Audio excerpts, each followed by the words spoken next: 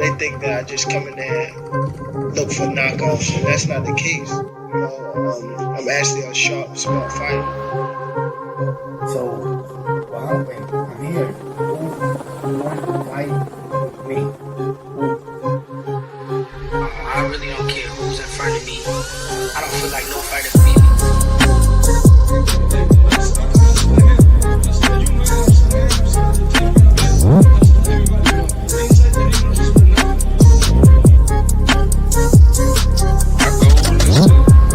Demolish everybody, to be honest. Everybody that's in my way. The pinnacle to any weight division is to have all the belts, all of the titles.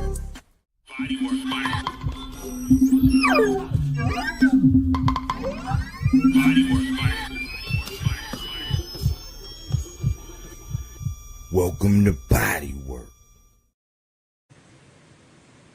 Welcome back. It's Michael Rogers. Welcome to Bodywork Boxing. It feels so good to be back. Man, I hope everybody's having a great, wonderful Monday, man. We had a great weekend of boxing.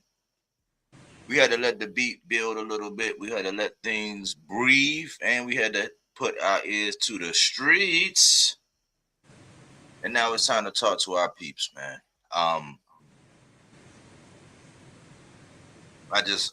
Man, I'm just glad, man. Say it with me, man. Repeat after me. I am free.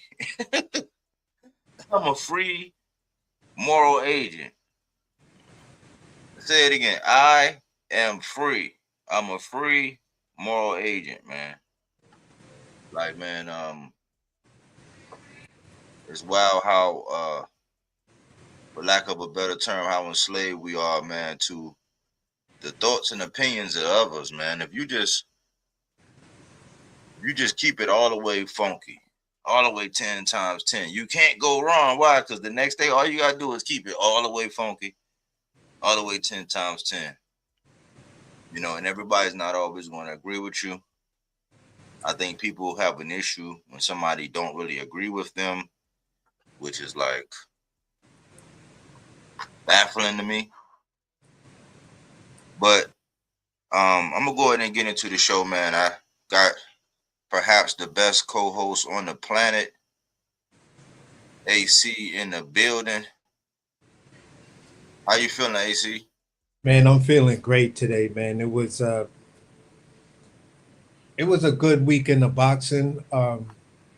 It seems as though right now we're spoiled. 2 good weekends back to back of good solid boxing. some things to talk about, some uh, minor controversy, if you want to call it that. But overall, just the look of where the sport is going, and look who's really, really rising as the true cream of the crop. Then I'm excited for the sport, and I'm excited to get into today's show. That's what's up. I appreciate you for being here, man. Always locking in with me, man, and keeping me honest and keeping me balanced, giving me pushback when necessary, and just giving me things to bounce off of, man. So I appreciate you. But I'm going to get into the housekeeping. Salute the Quee, Sunshine Quee. I appreciate you. Salute to A. Solston in the building, always supporting. Even if he ain't at the live, he give a lot of feedback, and I see him supporting a lot of people, man. Like YouTube need people like A. Solston, man. He's a stand-up dude. I see him, man. No matter where I go, he speaks his mind. He got a sense of humor. He's logical, but I like the fact that I gravitate and really real people gravitate towards me, and I gravitate towards really real people. Like, even if I don't always agree with everything you say, I just like the realness of it. Like, I just like people who are them. I don't know, man. I could agree with 50% of the shit you say, but if that's you and that's your truth and you just gonna keep it, I fuck with you. And those are the kind of people I fuck with. Ace Austin, he real, man. And salute the Cookie Monster. Mic check. 1 2 1 2, sounding crystal clear. That's what I like to hear. So let's go ahead and get into it. Let's get into this. Newsflash. This is a newsflash, man. Like, YouTube community channels, man, like especially in the boxing community, man, they're just narrative factories. So whatever narrative, whatever narrative it is that needs to be pushed, or they feel like, needs to get pushed, or, they can get the most camaraderie with, is what's going to go down, or whatever elements of it they want to push to be able to move forward an agenda, then that's really what it is, man. I've heard so many narratives, man. Like the Ring Magazine, their little thing that they got going on with YouTube right now, they're perhaps the most villainous. They're the most villainous. Like I actually heard these words come out of Max Kellerman's mouth with him, and he actually had Gabe Rosado. Now I like Gabe Rosado. He's a realist, and I like what he said. He's real. He stayed real, even on that little show that I watched, the little segment I watched earlier. He stayed real in his opinion, and I appreciated him because he was a boxer a lot. He didn't get a lot of credit, but he was one of them guys that he went towards all of the smoke. Like, a lot of people knock him for the losses and all that, but he was never scared to challenge himself. Had he had better management, he might have could have done a little bit better. But like, as far as having a set of cojones, that was gay. But it was him, Mike Cap, dumbass Shady McCoy. I love him when it comes to football. It's one of my favorite running backs as an Eagles fan, with it tatted on my shoulder. Love Shady like a play cousin when it comes to football. When it comes to boxing, I can't stand his guts. You know what I'm saying? But I heard these words come out of Max Kellerman's mouth, and this was the questions. These were the questions, This was the big question he posed to AC. He said, yeah, we know Abdullah this and that, but can he box? I was looking, I did a double check on my screen. I said, hold on. Then he said it again. He's like, yeah, we know this and that about Abdullah, but can he box? But can he box, though? I'm like, and this is like, I mean, and I hate that this goes on, right? But there's definitely an agenda, man. And it seems like every week after somebody fight, there's always a group of people or several groups of different people out here. They either want to be pro or con. You know what I'm saying? Like, it's very rare that you get a real assessment, a very thorough, analytical, you know what I'm saying, like even killed assessment of these guys. It's either right away they start slanting or painting it, like the another one, like the Haney voice. Man, I jumped on there for like, I don't even know if I was on there for 15 minutes. And I jumped on there and my first comment was, I know I came in late today, but what are we talking about? Like they was sitting up there trying to match this guy with Tevin Farmer. Ness was breaking all his rules. Like he, first of all, he don't like nobody coming off of a loss, getting a title shot, let alone coming off a knockout loss. Let alone somebody long in the tooth like Tevin Farmer. Like, what the fuck would that do for Abdullah? Like, I started hearing all of the conversations. And really what it was because the young man basically set his peers on notice and put everybody around him on notice. So he got a lot of different fan bases. If you're not a pure boxing fan, he got a lot of fan bases on edge. He got them feeling real jittery. He got them feeling real nervous. Why? Because in so many things, and that's in the meat and potatoes. That's part of the precursor. But in the meat and potatoes, I'm gonna show y'all all of the barriers and all of the stigmas and everything that Abdullah Mason just broke. You know what I'm saying? They got a lot of these different entities, these different fan bases, all fucked up. But like instantly, they're painting this narrative now to where they want to either knock him down off his high horse. They asking dumbass questions like, can he box? They're trying to matchmake him with like people they wouldn't dare set their fighter like in a fight that would be as dangerous or as challenging, coming off of a challenge like that, knowing that he just got it. They wouldn't dare do their guy like that, but they're doing him like that. And I was sitting around, I had to look, I said, damn, there's 600 people sitting around in here listening to this dumb shit. That means you're going to have 600 zombies walking around out here. And I was like, man, that's what YouTube has been now. That's what it's become now. Basically, like, it's all these little factions and it's all these little narratives that everybody just want to push. And hopefully, you know, if you come across their radar and you're on their good side, the narratives will be in your favor. But I've even seen people who, for the most part, I agree with when it comes to certain boxers, even they do it. You know what I'm saying? Some people might say, I create narratives. I try to not create narratives because I try to give the facts to back up the things that I'm actually saying. Right? I don't just create a story and paint this picture. It's like, no, I have data. I have things that support where I've been going. I have lives where I've been saying it in real time 3 months ago, 3 weeks ago, 6 months ago. I did that when I did the top 5 toxic fan bases. It's 2 years. It's 2 plus almost 3 years ago now. When I did the top 5 toxic fan bases and the DHP fan base was number 1. Did I have to change that order like I would have to do my pound for pound? No, I wouldn't. But I try not to because I swear I have this thing where I do not want to look and appear like everybody else. Like, I don't want anybody to be able to point a finger and be like, oh, yeah, you do this. And you not, no, I don't. Why? Because that's what keeps me honest and balanced, because the fact that I won't do that. And if I'm in amongst of a bunch of people and they all saying one thing and I don't agree, I'm not going to try to throw no ripples. I'll state my opinion and I'll move on.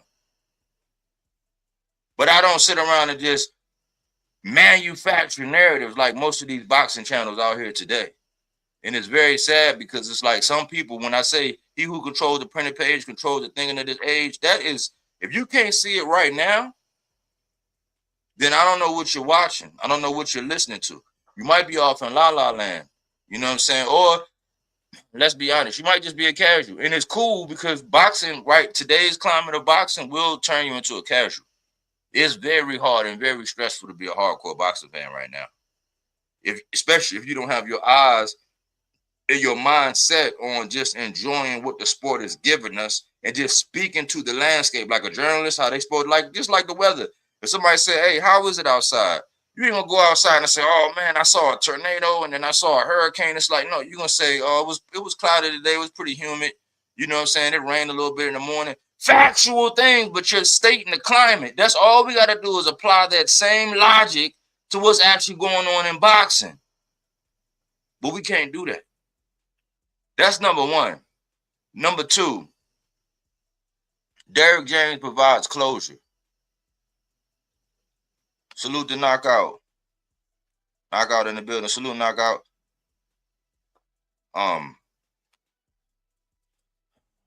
Let's see.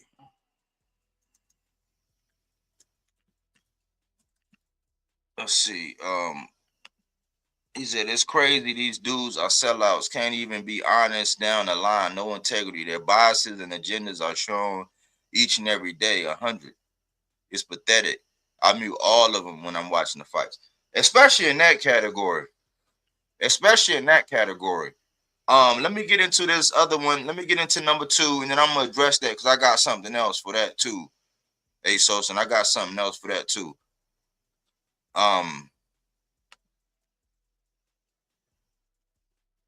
Okay.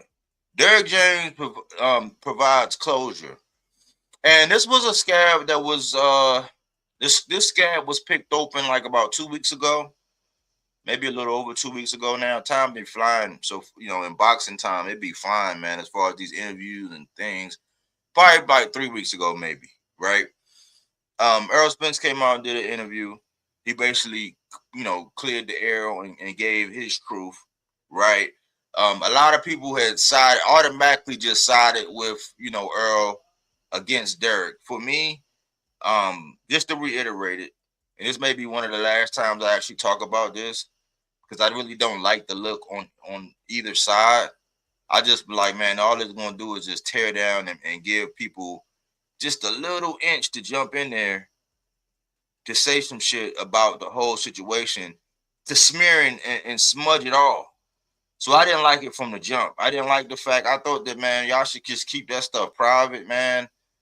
But Derrick James came out today on Brian Custer because Errol Spence did an interview with Andre Ward.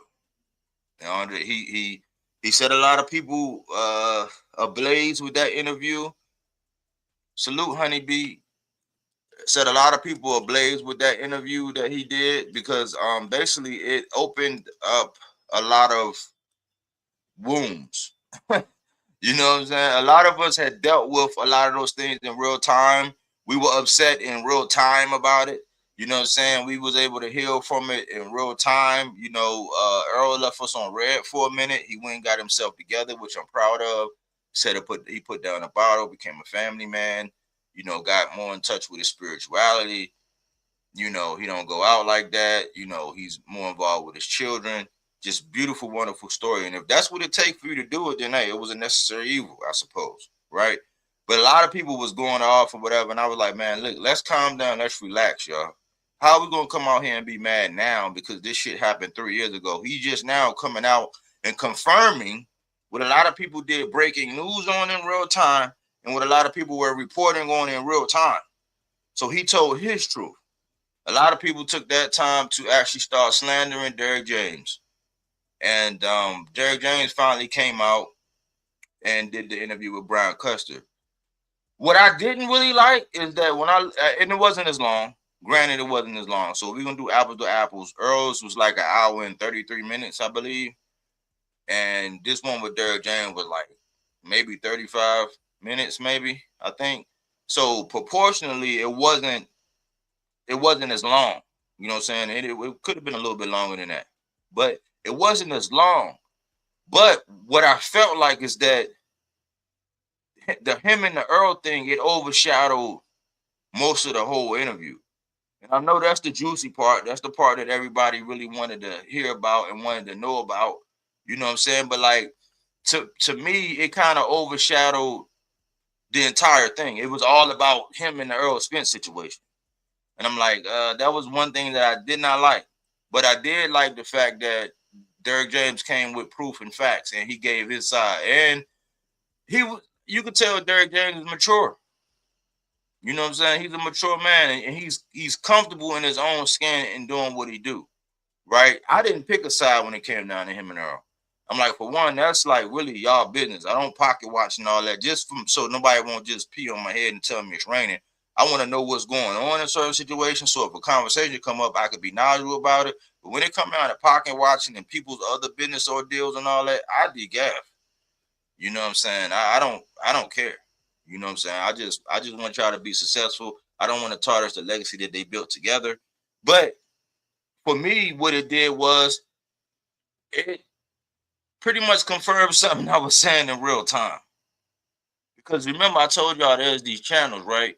They got these political agendas and they push these narratives.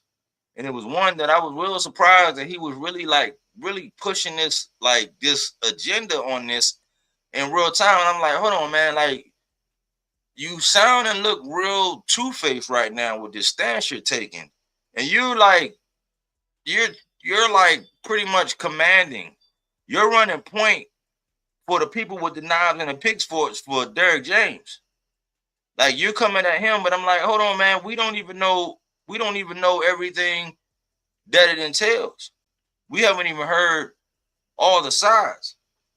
So for me, I was like, man, and I always say, man, along with influence comes responsibility. You know what I'm saying? So I think the more people that you have watching you, the more people that follow you and cater to what you say and listen, I think that comes along with more responsibility. Now, what you do with it, it's your prerogative. You know what I'm saying? I ain't trying to date myself, but it's my prerogative. That's your prerogative. You know what I'm saying? But there are people that's going to be looking and saying, man, I don't know about that. So the meat and potatoes to this situation with the Derrick James, there was a lot of criticism saying that Derrick James didn't have this man sparring. Well, the truth come out that he had broke his ribs. You know what I'm saying? It's like the second week, at the end of the second week, and he really didn't say nothing. But that's the reason why he didn't spar all of that time. Now, everybody knew about it, right? This was so funny. There was a lot of breaking news looking asses that was out here that broke the news about him having a broken rib, right? And they were saying Earl ain't right, Earl ain't this, Earl ain't that. Like, true Earl Spence fans saw him before he got in the ring, but like, man, something ain't right with my dog. He don't look right. Nobody knew there was some rumors about him being dehydrated and trying to run up a mountain and was dehydrated. Some people were reporting that he had a broken rib. You know, it was all kind of things. Everybody already knew that he had been in the weight class for too long, you know, and it got extended out, and he was just at the mercy of the op making that fight. So Derrick James come out and confirm that, yeah, he had a broken rib. Well, he had an injury. He was being professional. He said he had an injury, you know what I'm saying, and that that's why they really didn't spar. And the reason, and the fact that he didn't have anybody that was a southpaw, but he said it was two switch hitters that was in there with him. And he said it came down to a point to where they didn't spar because his father said that y'all wasn't going to spar. There'll be no sparring. He was like, well, we could have a sparring where they, you know, we'll tell him not to really go to the body, but they didn't want word to get out or whatever that was going to go on or whatever. Because a lot of people would jump on him saying, hold on, man, whose fault is it? Is it Derrick James' fault or is it Earl Spence's fault that he didn't have nobody coming at him from a southpaw stance, you know, giving him the looks? And Derrick James said, I was the one that was doing it because we couldn't have nobody sparring. I was doing 14 rounds with him every day, you know what I'm saying, giving him the looks that he need. And to me, where I look at it and I say, you know what, this is common sense. Instead of everybody cinching down once again saying, okay, the man didn't spar and he had an injury, just reconfirming that, everybody is still looking to place blame. Whose fault is it? You know what I'm saying? Whose fault really, in essence, whose fault really is it?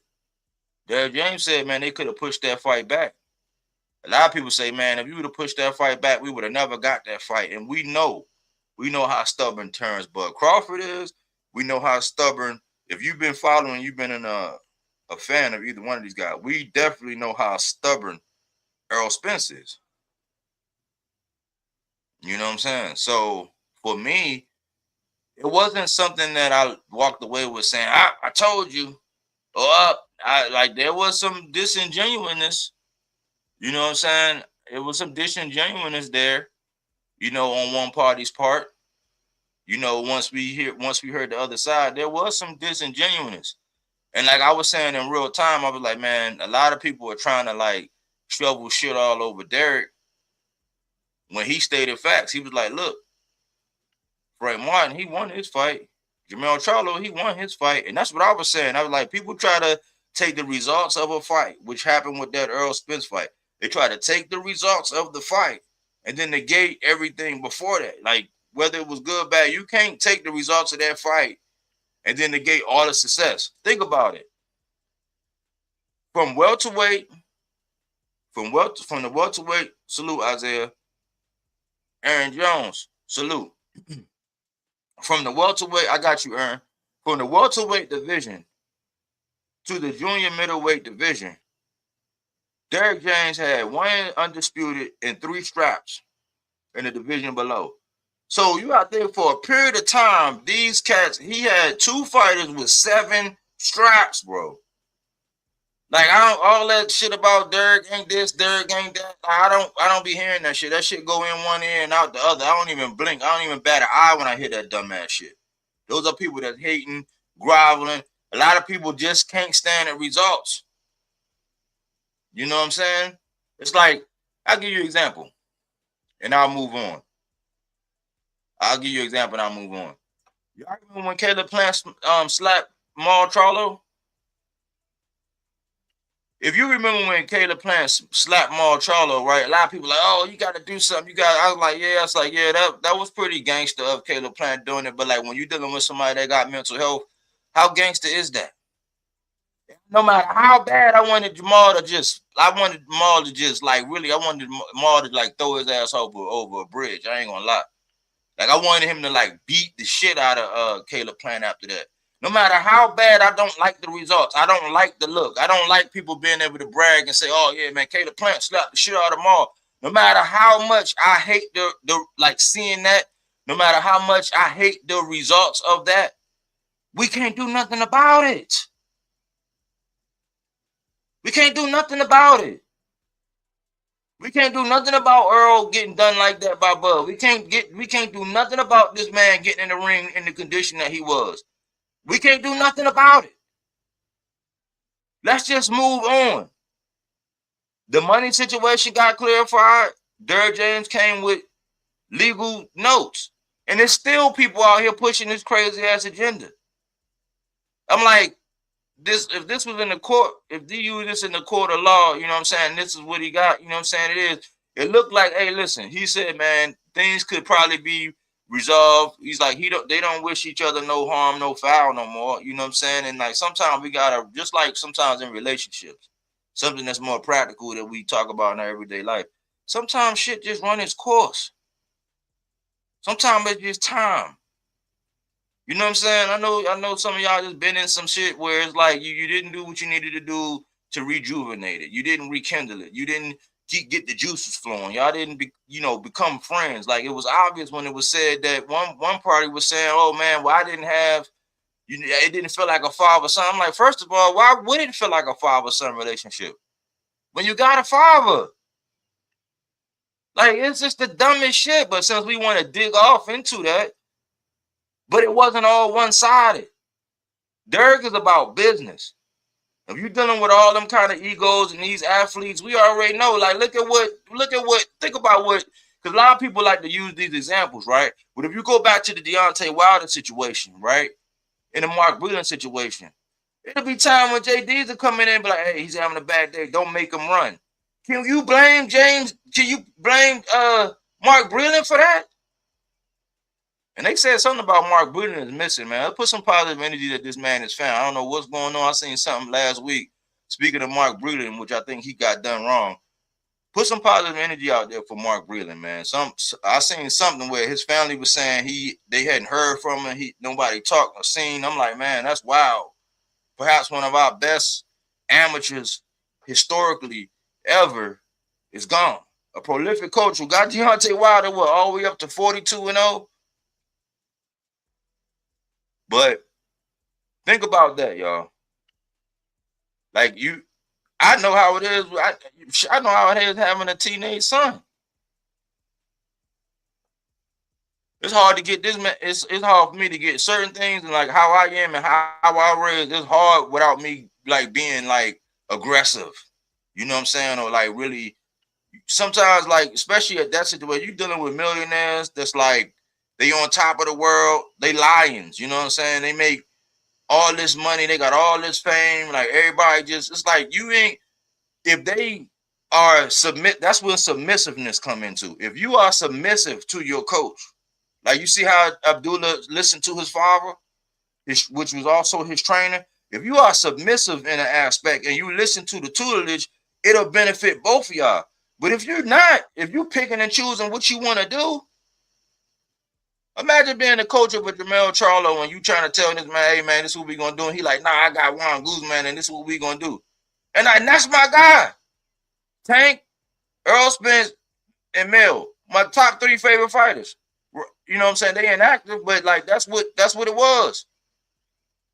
That's my guy, and I know how he is. So it's like I'm not buying it. Like I'm not, you know what I'm saying? Like I'm not buying the sob story of Earl. You know what I'm saying? I'm not throwing all these darts and saying that Derrick James had the most bubbly, cheery personality and all that. He's about business. Like I ran into people like that. I think when it comes down, like for me in my business, like what I do, I'm a lot like Derrick James. I'm a lot like Derrick James. I don't know if it was how my mother raised me. I don't know if it's like the military experience. Like in a lot of ways, when it comes down to business, I'm just like that. Like I don't like all that playing around shit. Like we could be friends, we could do whatever. Like if we like water cooler talk, yeah. But like when it comes down to business, I'm just like that. You could be very anal about business, but because it's business. It's your livelihood. So I don't blame him. You know what I'm saying? So I think he's gonna be all right. I'm glad to hear his side, man. And when these dummies come out here and they push these narratives, you know what I'm saying, about Derrick and what's going on, man. Like let's just let it go. Derrick's gonna have more success. He ain't hurting and wanting for nothing. Earl got his life back together and he's getting back in the ring. He got another fight. That shit ran its course. Let it go. Let's move on. It ain't no need to keep picking this scab. You know what I'm saying? Like, it's not going to do anything for us. And then we look like dummies because they got together. They got 3 straps. They unified 3 straps. Holler at me when another welterweight, the next time another welterweight unified 3 straps. Especially in the fashion that Earl did with the level of competition that he did it, while simultaneously in the coach that can do that while also getting the guy who went by one at 154 and collected all the straps. Holler at me when that happened. Until that, we look and sound like fools talking about this shit and trying to put everything together and trying to point these fingers and do all that. It's over. Bo-Mac and Bud kicked the shit out of Earl and Derrick James.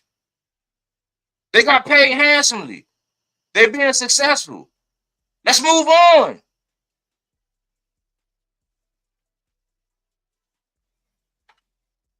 Facts, and the vibe's not even good either. Ain't no fixing it when y'all had many chances to get it right. Got Deontay his longest W. Right. Facts, you don't want nobody. Right. So Isaiah with me. That's that. I'm glad that Derrick provided closure. I say salute to the man. I'm glad to see him smiling. He talked about his foundation and what he got going on. And what they say, godly proud. That's what I am of him and what he do. You know, a lot of them shows, them killer movies and the shit that be going on with Dallas. That shit that be going on down there in Dallas. I'm like, man, some people are like, it's certain places, man, where certain people are just a different kind of crazy, man. So the youth in certain places, man, we always, you know, I'm in Baltimore. You know what I'm saying? For the longest time, this was the heroin capital of the nation. So who am I? But I know certain areas like Baltimore, Cleveland, Dallas, there's some places that really, really need, you know what I'm saying, the youth and need positive figures to pour back in there. Like if we keep being the ones trying to distract and muddy some waters and shit on somebody's legacy, then it's just like, I mean, you're a hater. You know what I'm saying? That's really what it boils down to. Let's just move on from that. Number 3. This is an interesting one, man. This is an interesting one. Let me do something real quick. Numbers and crowds don't lie.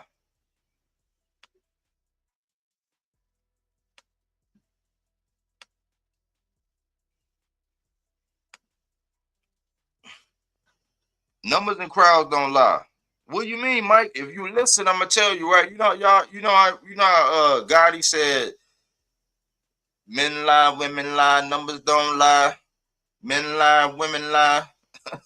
Y'all know that song he got? Numbers don't lie. Numbers don't lie. People love to use numbers, right? But in this example, man, like, you know, I had been saying, man, we got a couple upsets that was going to come this year, right? And I was, you know, we posed the question, okay, out of this past weekend's fight, and the weekend before that, Miss Joette, salute. Appreciate you. But out of this past weekend and the weekend before that, right? We was always asking, okay, who would be the upset? Well, I ain't gonna even hold y'all. It was an upset this weekend.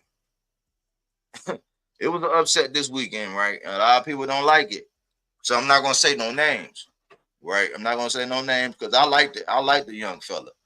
I think he got a huge upside. I think that this was more like a wake up call. But there was an upset this weekend. The business of boxing reared his little ugly little head, and the wrong decision got rendered. I'm gonna say that the wrong decision got rendered, and in this case, guess what? The numbers, what us at home saw, and also what the crowd said, were all of the checks and balances. See, a lot of people will pick and choose when they want to use CompuBox. See, I'll go back and I'll use CompuBox, right, to back up or support an argument I already had for something that I was trying to relay. You know what I'm saying? I go back, I crunch numbers. I'm a numbers guy. I'm a business guy. You know what I'm saying? I love numbers, math. Like, that's my lane. I like it. You know, so I'll use it to support something that I'm trying to get out. Like, that's why I was saying that when I was saying that Oshaki and that Ray Ford fight, that wasn't 50-50. It was based on numbers. It was based on the fact that Oshaki's plus minus over his last 3 fights was like, it's trumping most of your favorite fighters. Is trumping that, and I already know that he's different. So that he's going to rise to the level of Cajun, especially when he's not being a cardiac kid like he was. You know what I'm saying? He's one of the people that like sometimes like to get picked up against the wall before he really started fighting all hard. I think he learned from that, and then he was dealing with injuries. Nevertheless, it came down to the numbers. So when this judgment was rendered, right? One, you can see it on the boxer's face. Like, if you've been watching this guy on Instagram and you've been watching him jump around, and how confident he was and how he was talking and all this and all that, you could tell from his face. Like, we know when boxers lose. Like Virgil. When Virgil lost the ball truck, we saw Virgil lost the ball truck when he got dropped twice and they rendered that judgment. We know what the judgment was, but we know who really won that fight. We know. We know when we saw Virgil's face in the interview who won, right? So I talked about the numbers. That's one thing. The numbers didn't lie. So in production-wise, the dude beat him. We saw with our own eyes that the dude beat him. And then guess what? When they rendered that judgment, I don't know if anybody heard the crowd. The crowd was booing. So don't argue with me as a guy that I'm looking at it like me. And I'm going to be honest, and this is what keeps me balanced. And this is why I can come out and do the kind of shows that I do all the time, because I don't care how ugly the truth is. If it's too ugly or if it's too egregious, I'm just gonna be like, I'm not gonna be one to just heap it on. It's too many channels that's gonna do that. So I either won't say anything, but y'all know silence is consent is the mantra for the channel. So if it matters to me to say something, I think it matters for the sport, then I'm gonna say something about it. Because all it takes for evil to prevail is for men and women to remain silent. So we gotta say something. But there was an upset. The numbers proved it. What our eyes saw proved it. The fighter's behavior in the interview proved it. And then the crowd proved it. So we could be one of these people that want to get up there and paint narratives and try to whatever, however you want to like put lipstick on that pig all you want. You can put lipstick on the pig all you want.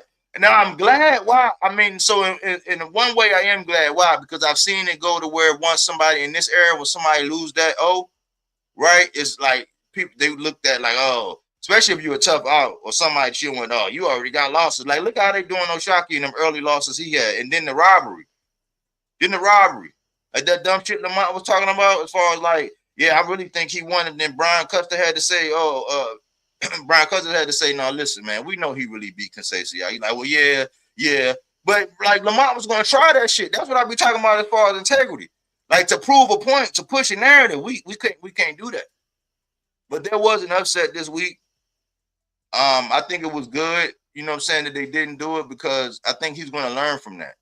That experience and being in that situation, it's going to make him, it's going to help him grow.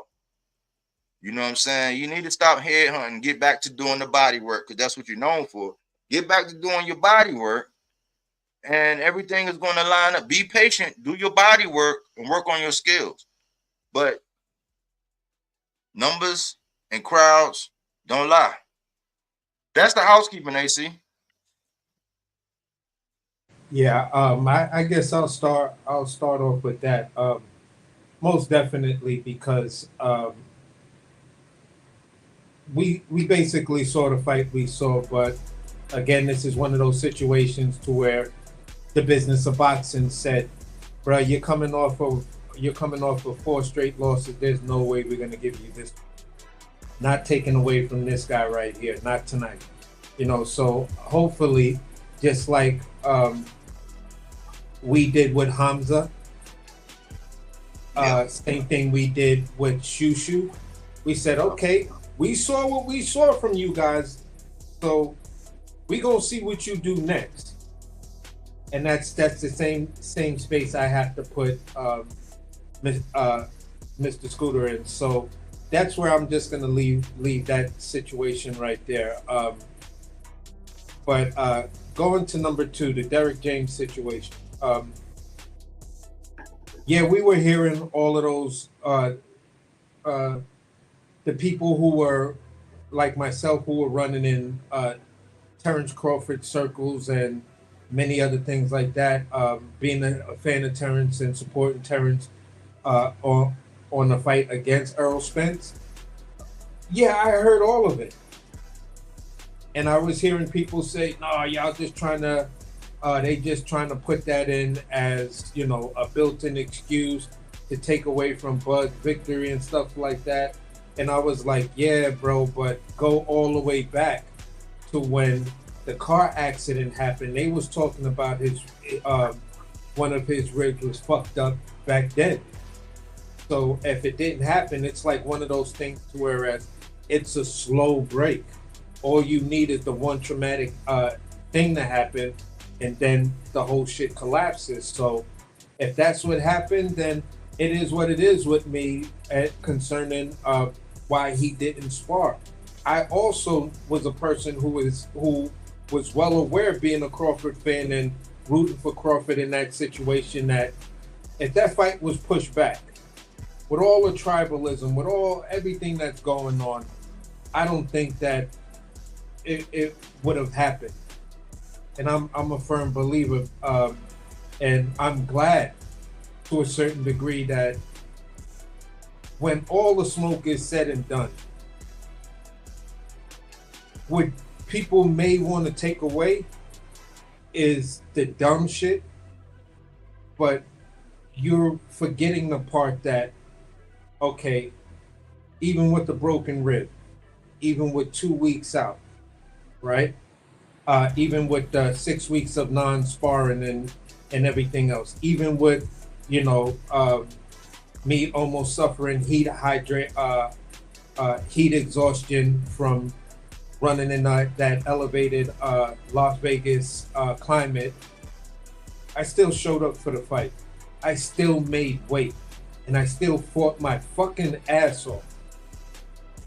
When I compared what I saw with Xander and Bell, Errol never had a defeated look on his face. Even though we're looking at the fight in his mind, because he's not looking at himself, he still felt he had a chance. And he fought like that every second of every minute of that fight after he was dropped and after he was hurt. So all the stuff that's going on and stuff like that, how they're trying to bring these old situations and wounds up with, Errol doing his interview, and then Brian Custer wanting to feed into the bullshit and bringing Derek James up. Yeah, okay, cool. You want to hear both sides of the story, whatever. Andre Ward, you could have did that. You could have did that. And this is a boxer talking to a trainer. So this way you would kind of understand a little bit more, because you know that relationship between boxer and trainer. But you didn't. You didn't. You could have scheduled those interviews to be somewhat back to back. Yeah, this was Errol's side of the story. This was listening. Then I gave my take after interviewing both of them, and let it be a done deal. But to keep doing this shit while Errol Spence has a fight, it's kind of weird to me. We're looking to see when Errol Spence comes back, and we want to see, is he still viable in the boxing thing? And y'all bringing up all of this dumb shit that does not fucking matter. Exactly. You feel what I'm saying? So I'm just like kind of disgusted with the media, and if things are gonna be narrative driven, I'm trying to figure out what's the narrative you're trying to create with the hit job going on Errol Spence. And it's just like I am not getting it. It's not working for me. Derek James, you tell your truth. You see things the way you see them. Things are supposed to be the way you see things the way you see them as a trainer. And from that perspective, you only could do what you do, like me being a chef. I'm going to give you my best advice if you hire me as a consultant. But if you are not going to do the shit that I bust my ass and stayed up all night to come up with these business plans and recipes, and your cooks are going to say, well, it's too hard for me to cook, then you don't give a shit about your business overall. And I'm not going to be the one to fight with you over it. You made that investment. You put your credit on the line. And if you needed outside help to help you fix that, then it might be fucking smart to say, if the person is absolutely correct, then that's what I should fucking do. And if you're one of my cooks, or you're a cook and you're like, well, I can't do it because X, Y, and Z, then I'm gonna bring the consultant back and say, can you cook that? Show you how easy I can cook it, and then I'm gonna tell you, now you need to fire this motherfucker. Because some people just don't like change, no matter how simple or bad or hard it is. Sometimes you have to go through change to find the better you. Some dudes get fucked up, you know what I'm saying, because your girlfriend cheated on you, but then 2 years later you're married. You see what I'm saying? It's just like, bro, I didn't marry the girl who cheated on me. I married somebody else. But that just shows that situation didn't work. And there was a better situation out there for me. Sometimes it's best to be the silver lining type of person. Don't get fucked up by the loss. Look at the positives. Well, this is the way I was feeling. This what was going on. And I had these reservations of what's going on. Then you move on. Derek James told this side, cool, fine, all right. Errol Spence told this side, cool, fine. You know what I'm saying?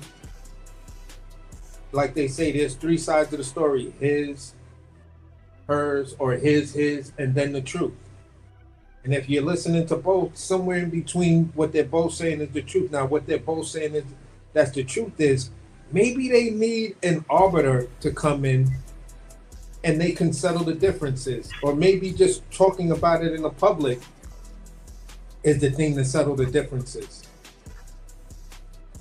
Floyd got real personal with his pops, and then they made up. That's just the way shit goes. Um, moving on to the narrative stuff. Yeah, the narrative stuff is just crazy. You know, I just don't get it. I'm a person that's like, okay, boxing is a sport of uncertainties and unknowns, and anything can happen at any given moment. You know, so to try to create a narrative, you're trying to control the outcome of the situation. And whether the guy that you the narrative against or for wins or lose, you can then fold the narrative into a hindsight type narrative. People are, you know, talking about things and they still won't let it go. Well, what happened with Xander? He lost. That's what happened with Xander. It's just that simple. Somebody was going to lose that fight. It's just that simple. One guy was going to win, one guy was going to lose.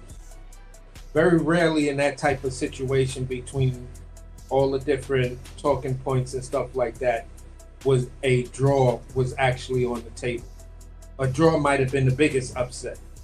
Oh, how did he pull a draw? Look at that. Tank versus Lamont Roach pulls a draw, and somehow or another that draw turned into an upset against Tank. Lamont Roach upsetted Tank. But at the end of the day, we still saw the fight we saw. And if you're an honest fan, you can say, well, he etched that out. If you take the points away and the knee and stuff like that, he etched that out. Okay, cool. But at the end of the day, let's move on. Fighters win, fighters lose. When you're always putting yourself on the line to do great things and really chase greatness, there's always the possibility you can lose. So that's just it for me. And I'm not rocking with the narratives anymore. And at times I found myself pulling up to certain people's joints that are trying to talk about narratives, and I'm just like, well, here's the deal, blah, blah, blah, blah, blah, and I'm about to piss you the fuck off. But let me touch on two things you said. You know, with the Derrick James thing, I think sometimes, man, we kind of got to look at the bigger picture. We already know that there's a war going on, right? And he who controls the printed page controls the thinking of this age, meaning that the media, they got people in certain positions, like controlling narratives. Like they got them calling fights in a manner. That's why I say, man, they got to do something. I don't know why Top Rank is letting them do this. Like when they came up with that deal, when Top Rank came up with that deal, and it was and they went over there to the zone, they should have had to mix it up with these commentators.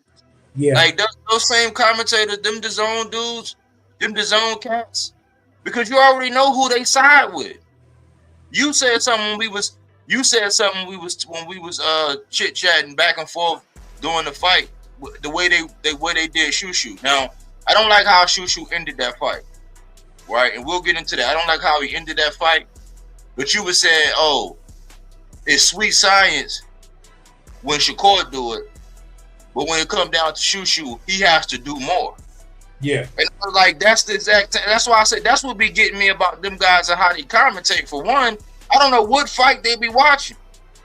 This was another situation, especially with that main event. You would have thought Abdullah was in there getting dog walk. And I know that's the meat and potato, but listen, this is the big picture, y'all. This is the big picture. When there's a war going on, right, and the media is there, like, yes, still speak your truth, right? But when you find yourself digging too deep and going in too far on something, you're catering to what they want to do.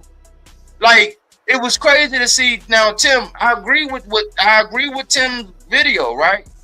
But I didn't like the spirit behind why Tim was doing it, because I know why Tim was doing it. Yeah. It's just like that interview with Andre Ward. Like, I like the hour and 30. That's a good, strong hour and 30. I didn't like it because I know what Andre Ward is. I know who he is in relation to Errol Spence. Yeah. He's a fucking snake.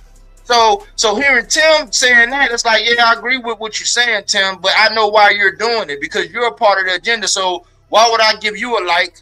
Why would I give you a comment to like boost that shit up? Because what you're doing is you're catering to the bigger picture. Why? Earl got a fight coming up, and now you trying to. Now it's all about him and Derek. So I'm saying, listen. When it comes down to these narratives, and y'all know it's a media war going on, pick and choose the right battles. But we be looking at sounding, and there be people that got way more followers than me that be pushing this shit. I be like, pick and choose the right battles, because if you don't, you are a part of the agenda, and you don't even know it. Yeah, just like they was just jumping out the window, Xander quit. I was like, what part did you see that man quit? Because he took that deep breath on his knee? That's what a fighter does when they're defeated in their mind. It's saying, okay, what the fuck do I do next? Let me sit here a minute and try to figure some shit out before I get up. Me personally, I don't like when fighters do that after several knockdowns, especially in a championship fight, because then you give the ref and the judges an impression. If you're just doing it and the guy's counting or whatever, you're putting yourself in jeopardy that by the time you get up, he may wave that shit off because you're not acting like you're in the fight. Like, yeah, I just got dropped. When Errol got dropped, he bounced right back up. Some people were saying to his detriment, he might have got up too fast. But he got right back up. He was like, yeah, I'm good. I'm all right. Let's go. You feel what I'm saying? I'm going to tell you where they failed. I'm going to tell you where they failed. Because I was at the Stan Yarnus fight in Atlantic City, right? Where they failed was, and my father-in-law even said this, like, he retired on the stool. It's like, no. What they should have did was let Stanyanis come back out. And when the minute he started taking too much pressure, like a 3-4 piece, you know what I'm saying?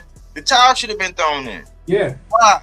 Because you alleviate any pressure from the fighter saying, nah, like, giving up any kind of whatever. Like, giving up, you alleviate all of that. Now, with the what's going on with the Xander thing is, he looked over there and the corner was already saying it's enough, and he nodded his head like, yeah, and he just wasn't gonna get up. So they say he quit, which he quit. You know what I'm saying? But that's the corner fault. They should have just did the Kenny Porter. That way, when you do the Kenny Porter, it alleviates all the pressure from the fighters. Like, okay, my guy took too much. Like, because them guys from the UK, you will see that shit. They'll toss that motherfucker in there. Like, you might think it's premature. You're like, oh man, the corner felt like that. But like, they alleviated all, and the fighter can say, nah, man, I was still gonna keep going, and then your image won't take no hit. But it's an etiquette to this shit, and I blame the corner. That's why I'm not like if I want to use context to it all. Yes, you could say Xander quit, but I can also say no, that's the corner's fault because the corner should have just did the Kenny Porter and threw the fucking towel. Stan Yarnus the corner did throw the towel in, and Xander recognized it. So he was like, yeah, the corner saved me from myself. So if you could come out your face and give the other guy props, you went out like a champion. You gave him all the props. Yeah, I thought I had him, but he caught me again. And that time he really hurt me. And then the corner came in and he stopped me from myself. And I'm like, okay. I can buy that 1,000 days a week, including on Holy Christmas Eve, Easter Sunday. So I can buy that. It is rational. It is reasonable. You went out like a champion. Same thing with Albert Bell. He went out like a champion. And I'd be goddamn if I hear some weird ass channel come later and be like, oh, why Albert Bell quit? Did Albert Bell quit? Did we see Albert Bell quit? And I'm gonna be like, bro, see, y'all motherfuckers is crazy. And just to go back to, and I know we're getting ready to get into the meat potatoes, but this was the question that I asked you some time ago. When it came down to that Keyshawn Shakur and what's the name? When Keyshawn and Abdullah Mason were right there, and Keyshawn was like, look, I gotta beg this nigga to get a fight. I was like, how the fuck does, Jay Prince allow that? Like, Jay Prince, are you really gonna put Keyshawn Davis in the ring with Keyshawn Davis in the ring with Abdullah Mason? Are you gonna do that? Then tell Keyshawn to keep his fucking mouth shut. You're doing something that's not gonna happen. You already saying you're not gonna fight this friend. You feel what I'm saying? But now you want to fight the young guy because the young guy doesn't want to be down with the friendship crew. Yeah, I'm just signed to the nigga. I'm not trying to be down with y'all like that. I just like the way Jay Prince does shit as management and quiet as kept. I'm starting to think after that performance right there, Jay Prince might be looking at them two niggas like, I think I'm gonna start cutting back on a little bit of money with these two dudes over here, cause the real money, and I'm about my money. This nigga moving like Ward, and he moving like Bud. Yeah, I think I'd rather fuck with him and they families. So that that's just the way I see it, man. And salute to my guy GMT, man, for pulling up, man. It's great to see you in the crowd, man. Hopefully you pull up on this panel when we get this shit going. And for that, I'm mute up and let you do the introductions and stuff like that to the meat and potatoes. All right. Well, to address the Jay Prince thing, that shit been a thorn in my side. He knows what he got. He know what he got, and he looking at Shakur like he's the second coming of Floyd, and so he's gonna let Shakur. This bubble wrap on that man. You know what I'm saying? We don't even know where he going, what he got going on, what's happening. He looking. As far as his behavior and his moves, his energy, he looking kind of bad. And that was a thorn in my side. I was like, because I'm still hearing people say, oh, well, they got the same management. And like people broke up this argument when it came down to T.O. and Richardson Hitchens, because they had the same manager. I'm like, okay, so why did T.O. get in the ring? Like, why didn't that fight happen? Why was Turkey talking about having them fight at Alcatraz? But they tried to Mandela effect us like that shit wasn't really going on. So It's like you can't, like, we in the buy era where everybody went it both ways. You can't have it both ways. You got these three young stars. Abdullah is really surging right now. His name up in lights right now. He's making all the moves. And you would allow Keyshawn to keep running up on Abdullah. It is because he believe in that Jerry Jones shit. All publicity is good publicity. So that's that, you know what I'm saying? That's that 48 laws of power type shit. The way he gonna let it go wild because it's gonna manufacture clicks, like views, get people talking and blah blah blah. I see through that bullshit. So and that's why I said fruits and veggies not that ready to keep your blood pressure down, so you don't get yourself all worked up. So, Body, Shakur Stevenson is the Pokemon card in the plexiglass case.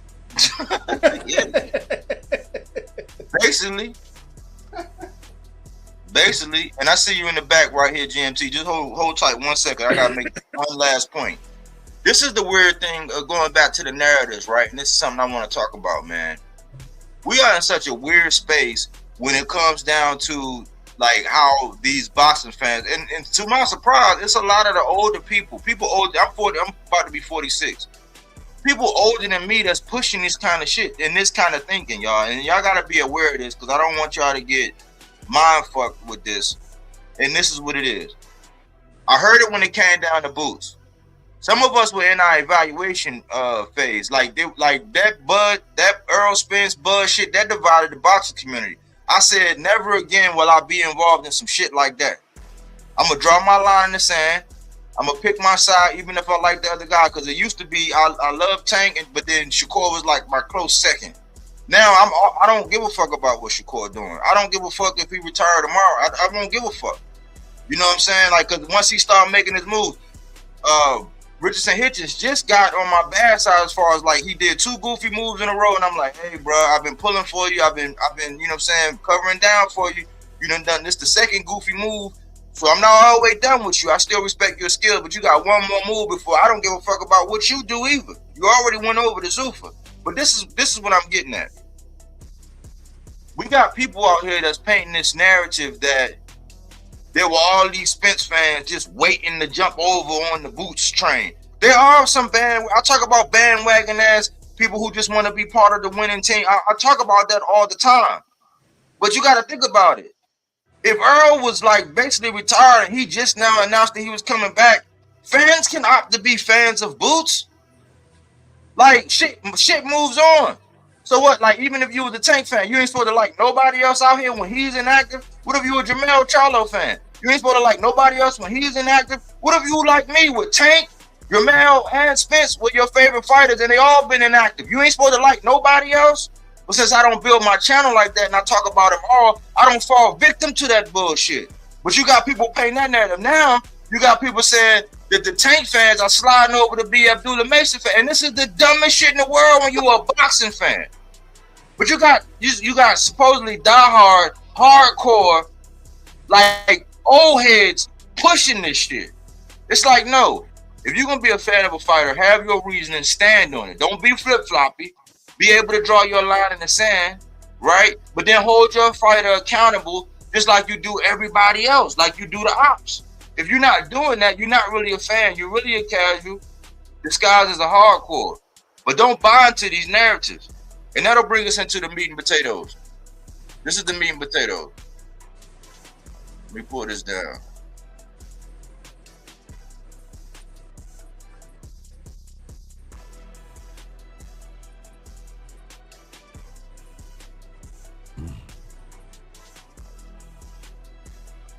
Abdullah Mason just joined the likes of Tank and Shock.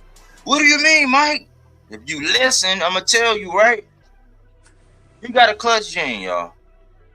And the way he's moving, see, you got singles and then you got the team.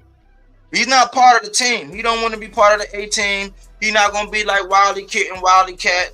You know what I'm saying? He's not going to be part of the whole extended friends and family BFF package and none of that. So he's a single. Tank is a single. Shock is a single. I would have Gary Antoine in there as a single, but like Gary Antoine, one, he got a pack of brothers, but then I'm starting to see just in a slight way, man, like that energy be a little different when something about that Shakur shit. The way him and Lamont, and those are my guys. But like the way him and Lamont address situation, the way they go with Shock, I can't put them as singles. You know what I'm saying? Like Gary Antoine, that's my guy. You know what I'm saying? But like Tank, Abdullah, Shock, those guys are moving like singles. Like, you know what I'm saying? Like once Tank get back, he's inactive. We can't talk about him that much because he's inactive. But the way Shock is moving, the way he's applying the pressure, the way he said, listen, man, I don't want to be, he said, what's wrong with wanting to get in the ring with somebody, right? And just want to beat them up. I don't want to be your buddy. I don't want to be your friend. He said, see, these guys want to be your friends so that when you go in the ring with them, there's no aggression. Well, guess what? Y'all know how many barriers? Y'all know, do y'all know quiet is kept? Now, I know he a Muslim brother and, you know what I'm saying, he holy and all of that, Abdullah, but I'll be the spokesperson on this one. You know how much he just shitted on all his peers with this move he just made in so many different ways? For one, taking on somebody that experienced, that undefeated. He crossed the barrier of the late replacement. I talked about that earlier in the late replacement, how Shakur chose the electrician. When it was Kurt Scobie, J.D. Herrera, the Cuban Southpaw living in the United Arab Emirates, and then the electrician. He chose the electrician. When Tank had the late replacement with Rowley, he chose Isaac Pitbull Cruz. Like, you can pick it. Now we've seen how crazy and like silly or how soft these late replacements be. Abdullah crossed that one. Not only did he cross the late replacement barrier with a guy like that was getting ready to fight Andy Cruz, if he wasn't confident, if he didn't work his way up, if he wasn't ducked at 130 by all the people that he was ducked by, maybe he's not in a position to be a late replacement. Maybe he might either A, already have a title, B, already got knocked to the back of the line, C, already getting ready to look at a unification somehow, and he's not going to be in the position to be a late replacement, maybe, right? But he also crossed this barrier. That was a guy that he sparred with, had familiarity with. Was it not only just a friend, but he was saying his Muslim brother. His Muslim brother. So to take a guy on like that amongst your peers in this area to where, I'll tell you one right now, Tiger Johnson said that more than likely him and Keyshawn would probably never fight. Why? Because they spar so many rounds. Because they sparred so many rounds. And this is something this was the precursor to something I said, the first one to come out here and say, no, this BFF shit, this is gonna fuck up divisions to come. I said that years ago, and here we are. So not only their relationship fucked up 135 for a little bit, it's fucking up 140, and now it's fucking up 147 in a mixture of 140 and 147. Think about it. Because Tiger, he ain't part of their network, but we won't ever see a Tiger and a Keyshawn fight, but they both campaigning at welterweight. All been in the same line, gunning for Devin Haney. Abdullah just shitted on the masses with this one, y'all. He crossed so many boundaries with this one. He broke so many stereotypes. He caused so many people to run back, and they had to go back to the drawing board and get their excuses back together for what he was able to do. Now, the calling of this fight was egregious. And I already told y'all the other day, this is what I said.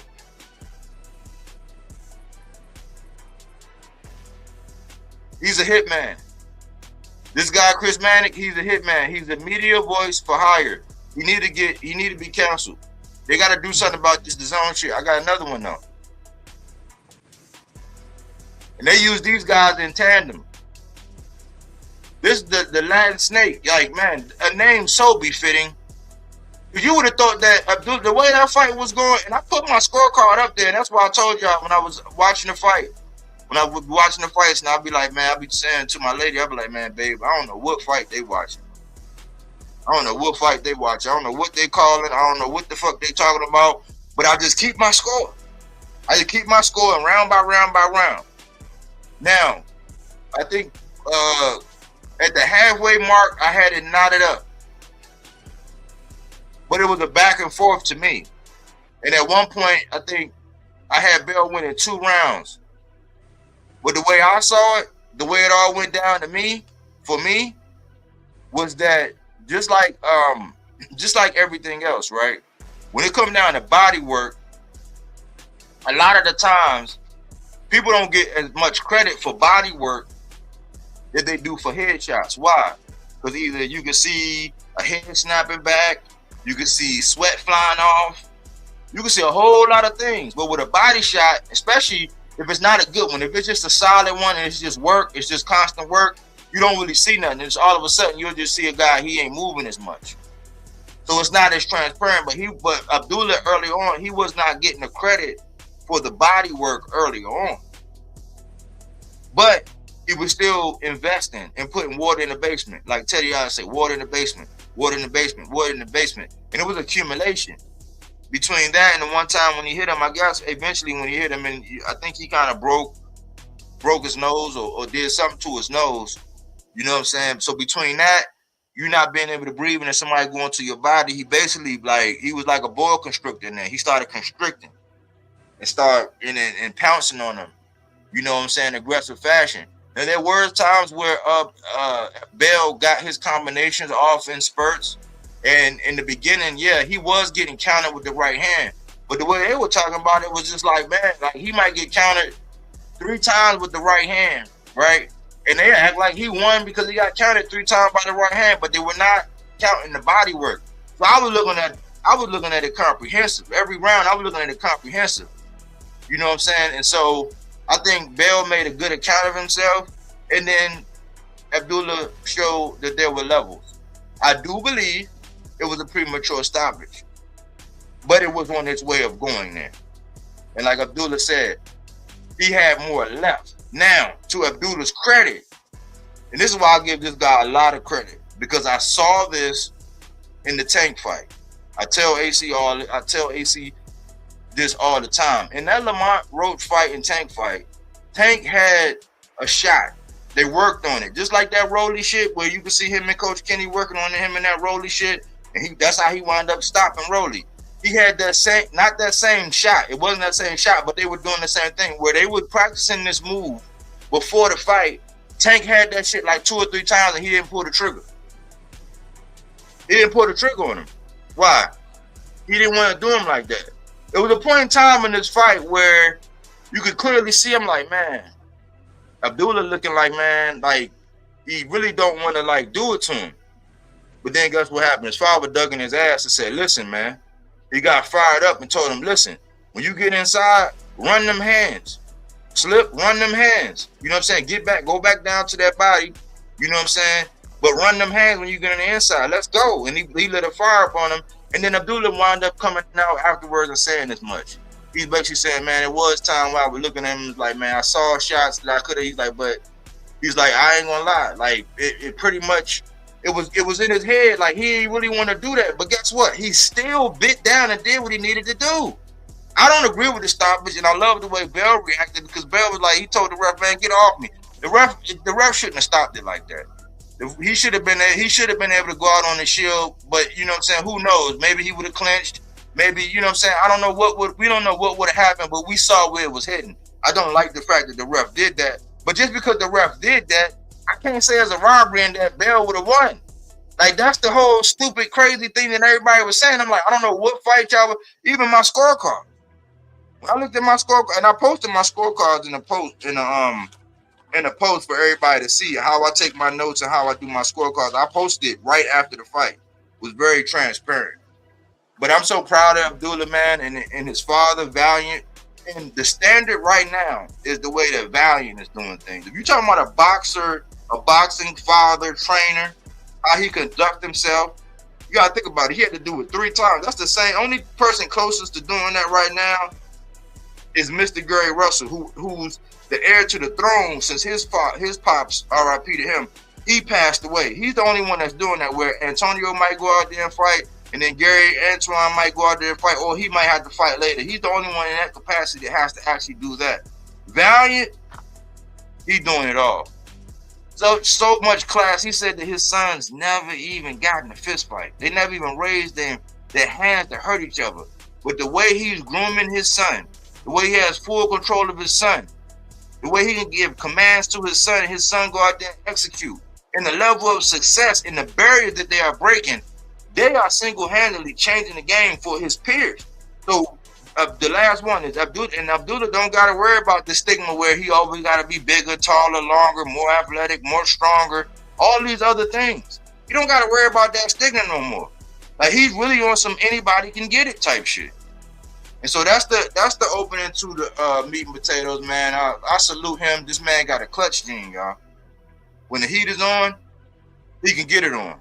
I don't know what happened to GMT.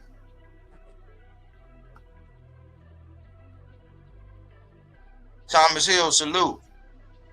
Yeah, salute, Thomas. Yeah, I'm in the same vein. Basically,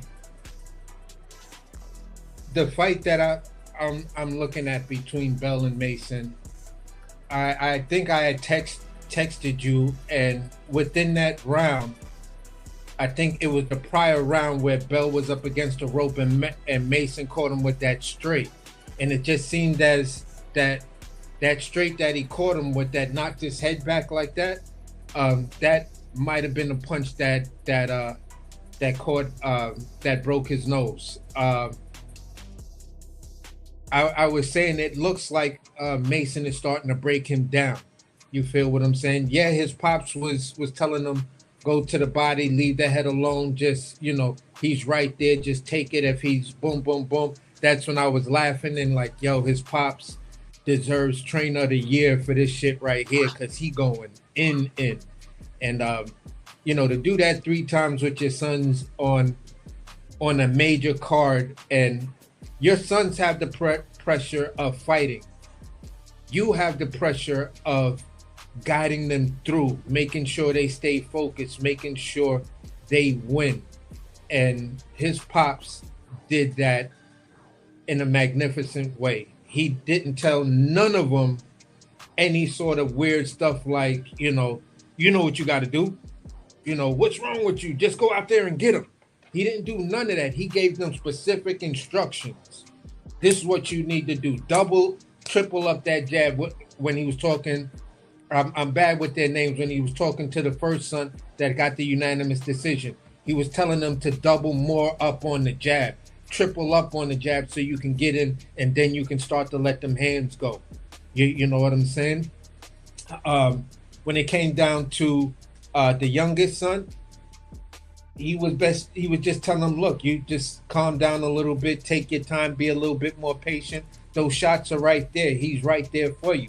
Blah, blah, blah, blah, blah. With Mason after the first round, calm down, get into it.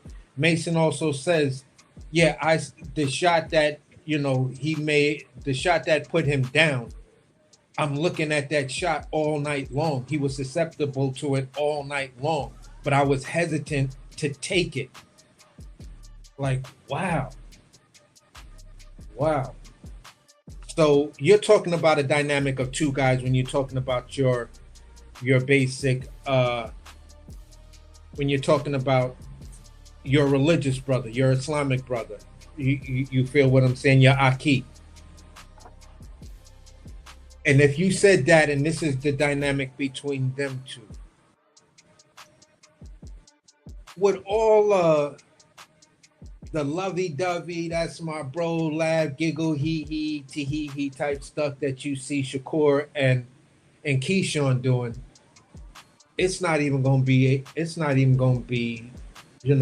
why watch it? Why promote it? Why push it? These dudes are not gonna fight each other the way they would fight anybody else. And Abdullah Mason had shown that even with that dynamic, to where we have a real connection like that, he still had compassion for his buddy, but he managed to compartmentalize that compassion over going home with an L. I found it a little bit weird of some of the scoring and stuff like that. I thought it was a little bit heavy. I thought the fight was a lot closer. I could agree to the for people who had it 4-2. I was kind of leaning more towards 4-3. I saw the fight a little bit closer. I was loving Abdullah Mason's body work and stuff like that. He was pressing the fight. When he did catch Bell, you heard Mason's punches more than you heard Bell's. So for me, the more effective punching was coming from Mason, although Bell was outworking him early, or giving the appearance of outworking him, using his footwork, using that straight right as a defensive tool. I'm a score with it, but I'm also going to use it as a defensive tool.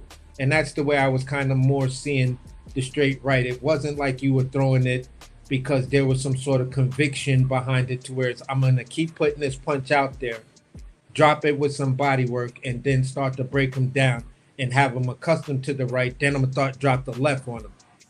I didn't see that. You feel what I'm saying? So with that being said, I was more or less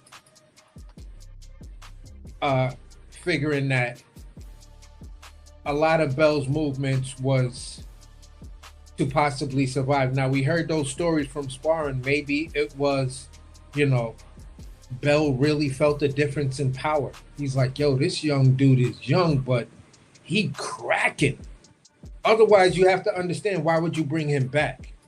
Why would y'all have so many sparring sessions if it wasn't what it is? Mason was probably like, yeah, I'm always gonna go there because messing with Bell is, that's a different level of boxing. That's a skill set that I'm gonna have to overcome if I'm gonna, try to get into this elite level. So with all of that being said, man, the familiarity showed its face, but then when it came down to it, it did not matter. You know what I'm saying? And that's pretty much my take about the familiarity part. And concerning the late replacement, yeah, I was very concerned for the late replacement, especially being a late replacement, and you being that guy. The goofy shit, to go back to the narrative, to where I think it was Sergio who, when they was like, one of the guys was talking about, this is a late replacement, and then Sergio was like, no, he wasn't. It was two, maybe three other guys before he got to him. So and then what's the name was like, then you have to understand. Then I don't remember who else it was, but somebody said, but you have to understand, why. We're talking about Albert Bell here. You know what I'm saying? So at the end of the day, for me, man, he showed what I said, and some goofy fan was trying to, talk to me in a weird way. And I was saying, look, bro, Shakur, Devin, and Boots would not put their O on a line like that. The dude was like, what do you mean that they're automatically Hall of Famers and all of this other stuff? Boots just beat Xander, and Shakur just beat Teofimo Lopez, who was a former lineal champion, and Devin just beat Brian Norman. I said, yeah, but you missed the point of what I just said. You definitely just missed the point of what I just said.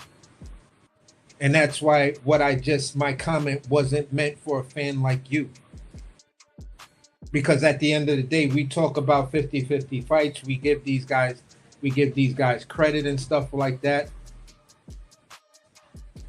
When I'm saying what I'm saying, and to match that, you have to look at what people were saying going into the fight. You can't reap the rewards of a great victory when you were shitting on your opponent. The media and boxing channels alike, both sides, legacy media and boxing channels on social media, are shitting on the opponent. Oh, Brian Norman, what has Brian Norman done? He ain't done nothing. He ain't fought nobody. He just got the one punch. And oh, y'all gonna make a big deal because Brian Norman because he knocked out Jin Sasaki. Now Brian Norman is X, Y, and Z. Oh, really? Really? Oh, Xander just beat a Boss Baru and blah, blah, blah, blah, blah. Oh, really? Really? Really? So what's the relevance of Shakur beating Zepeda? What's the relevance of Shakur knocking out Patty? Oh, Shakur back. He back in his knockout ways. Shakur knocking shit out again. But that's what y'all dudes are saying. Boots knocks out Lima, and people are acting like Lima was this world fucking beater. Like Lima was one hit quitting everything that he touched. Or he outboxing you and making you look like James Toney versus Iran Barkley. No.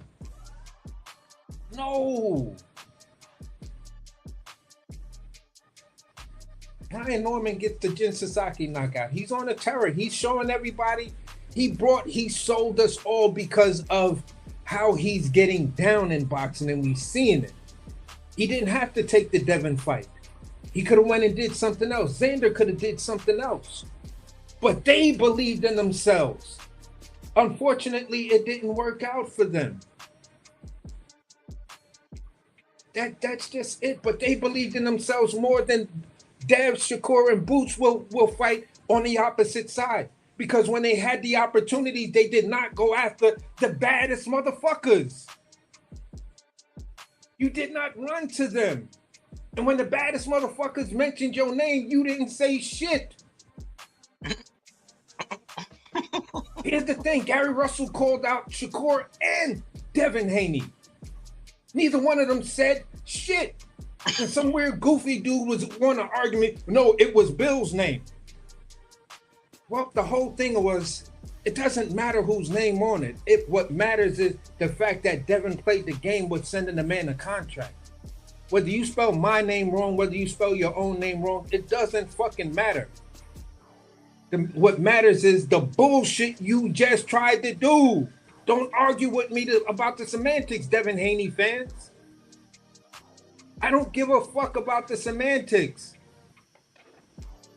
I'm telling you what's the bigger picture, and you want to argue, no, it's not, see, you don't know what you're talking about. You can't be a real Devin Haney fan, because if you was, you would have known it was Bill's name that was signed wrong. So fucking what? The bigger picture is you sent the man a fucked up contract. Why can't we agree on that? Why can't that be the starting point? And at the end of the day, that's my point. Would you, at that age, would you have put up your O to face that guy? or someone like that. No, the fuck they wouldn't. And even at Jerome Boots and his current level, Eddie Hearn said, I wouldn't have made that fight. I wouldn't have made the fight. He told y'all, Boots, in the same position as Xander was, Eddie Hearns wouldn't have made that fight. That's why he won't put Conor Benn in there with him. That's why he won't do a lot of things. That's why there's still a contract with Boots and Josh Kelly. And who the fuck are y'all talking about?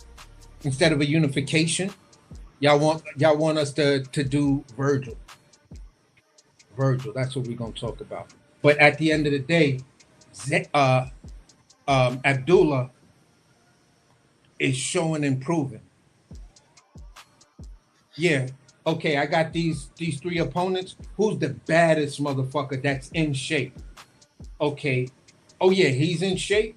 Send that. Now it makes sense because we talked about it before. Just like Hitchens and Shakur talked about it. We talked about it before, and now I'm going to give my man the opportunity. I'm going to get a homie the opportunity to come see me. You're already in shape. You're already in the gym. It wasn't like Albert Bell wasn't in camp. It wasn't like Albert Bell didn't have a fight coming up, so he was ready. And he showed up. It's just that Mason corner gave him very solid instructions, and Mason followed those instructions, and he showed championship level quality. Listen to what Albert Bell told him. He said, listen, man, listen, you got it. Now go get it. Go take it all. Go take it all. From the guy people want to say was robbed and make the biggest issue. Oh, no, it's the stoppage. I don't give a flying fuck about the stoppage. I saw a defeated man sitting there. I saw a defeated man get cracked again and desperately trying to hold on to the young man. And Abdullah using both of his forearms to just say, nope. Right there. What did he do? He got up on his knee, looked at the ref, took a deep breath and was like, oh, yeah. And that right there cost him the fight. Because the ref is looking at him like, are you there? What's going on with you? And you can see that the ref is looking at the nigga for at least a good 10 to 12 seconds. Is there a need for the count? I don't know when you're looking at somebody that's defeated. In their mannerism, their face, they take that, oh my God, I got this shit ain't over yet, deep breath. You feel what I'm saying? And if the argument is, yeah, it was premature, okay, I'll buy into it. But in my own personal space, I don't feel that way. I just feel it's a defeated man. Yes, you could have gave him the opportunity to try to make it to the 12th round, but you're dealing with a defeated man. His intent may be wanting to complete the fight, but his body and his will, I don't know if it makes it there. Even if it's 54 seconds or 1 minute and 24 seconds left. To a defeated person, a defeated mentality, that shit is a lifetime. That shit is a lifetime. That each second you could damn near hear that shit clicking. Tick, tick. And you look up at the clock like, damn, I still got 54 seconds left. Yeah. Most of the guys that do it, they just don't make it out. They don't make it because either the clock is gonna knock you out, or you worrying about the clock and trying to make it to the bell. I just didn't see Bell making it to the bell.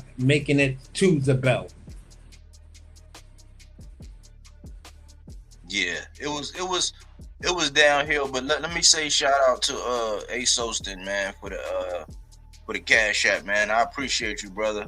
Thank you, man. The channel appreciate you, man. But I'll say this. For me, I understood Bell's frustration, but like if we're gonna be hindsight, maybe he don't take on any more damage or get punched in the nose. You know what I'm saying? Or get his rib cracked, or maybe he don't take on more damage. So maybe the ref was looking out for him in that aspect. But the bigger picture is when I put this up. We put this up to the narrative. You know what I'm saying? Because I'm a narrative killer. To the narrative, man. It was 107, 102. Like when you look at the scorecards, and that's my scorecard and how I keep score. But when you look at it, right, it was 107, 102 without that 12th round. That's how I had it. Bell had got the second round. He got the fourth in the first 5 rounds. He got the second, the fourth, and the fifth in my book. So out of 5 rounds, it was 3-2 after the 5 rounds. And then that's when that's kind of like when Abdullah started really like making his adjustments and started, doing his thing. But the narrative is that because he got stopped, the way the hitman Chris Mannix and the snake Sergio Mora was talking about the fight in them ugly ass unofficial scorecards, you would have thought that Bell was beating the dog shit out of Abdullah. And I asked this question in our breakdown when we were breaking down the fights. I said, is it one of them things to where Bell think he gonna be able to just sit back? Because even in some of them rounds where you could say, yeah, he was countering Abdullah with the right hand, but I didn't see Abdullah get buckled, get wobbled, get, you know what I'm saying? Like he got hit, you know what I'm saying? He was getting countered, but like to me, even in some of them things, aside from the rounds that I gave him, Abdullah was getting countered in them early rounds with the right hand, but those few little counters was not winning the rounds. And see, that's the thing to the narrative, because you got people calling the fight because they want to dick ride other fighters. And you already know, we know. That's why I was wondering whether or not the whole Tim Bradley, Bud, and all them being there, I was wondering, and Sean Porter, I was wondering whether or not how that was going to impact the way people were talking about the fight. And we can clearly see it was, because we already know who their guy is or their guys. So we know what so earlier on, the way they were talking, like, yeah, man, you could see the youngness, you could see the immature, like you could definitely tell this one was experienced. I'm like, what are y'all looking at? Like, I'm like, what are y'all watching? Like, because going back to what I was originally starting to say, I believe that you got to take it from the champ. So the round that I gave it to him because when it was multiple exchanges, and whenever there were multiple exchanges, I felt like in those rounds that I gave Bell, he won the better of multiple exchanges. It wasn't just him countering Abdullah a couple times, because if you look at the output, it wasn't enough output to like take it from the champ. Is what I was looking at. I was scoring the fight. Who's been by the 4 scoring criteria? Ring generalship. Who was dictating whatever? Ring generalship, right? They were trying to say that Abdullah wasn't cutting off the ring. I think that I don't think that he was constricting the ring in the beginning. I don't think in the beginning he was really constricting the ring, but we seen how the shark wasn't cutting off the ring.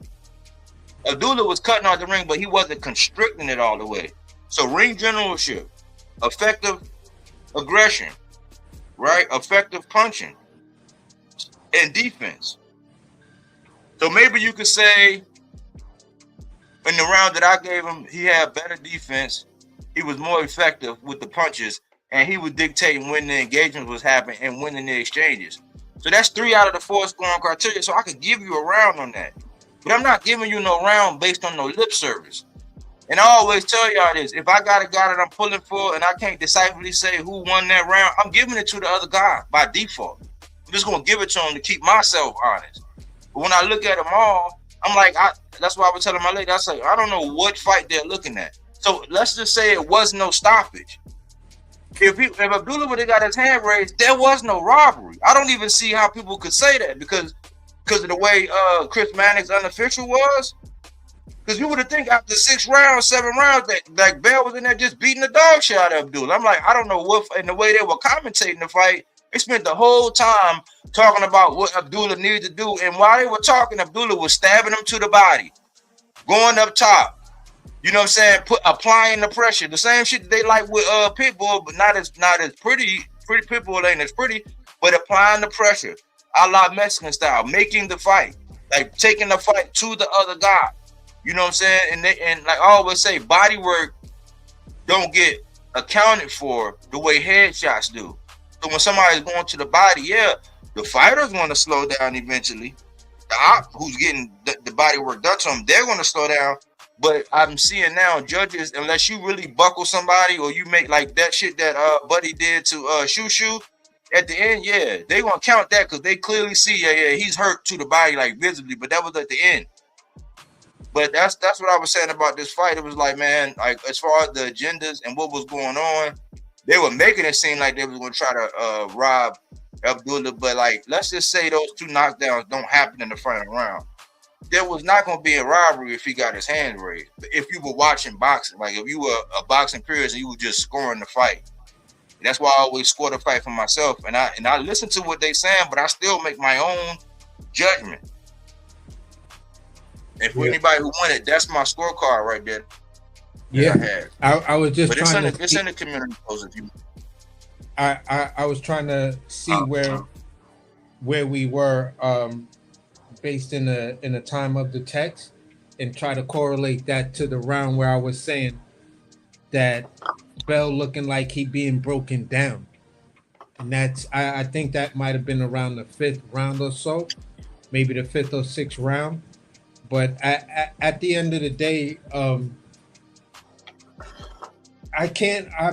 just amazed that people are harping on the stoppage over the fight and trying to take Abdullah's credit for his performance because of the stoppage. You feel what I'm saying? And it's just like I get it. The zone y'all gonna cover Keyshawn a certain way because Keyshawn is signed to Top Rank, but he has that close relationship with Shakur. So you're going to give him the benefit of the doubt, and that's about the only person you're not going to shit on like that.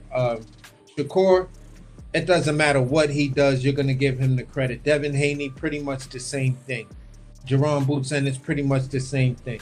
You know what I'm saying? But as we're looking at Abdullah Mason, I was getting extremely frustrated, and I was just like, how the hell did Chris Mannix have it basically a 7-round shutout?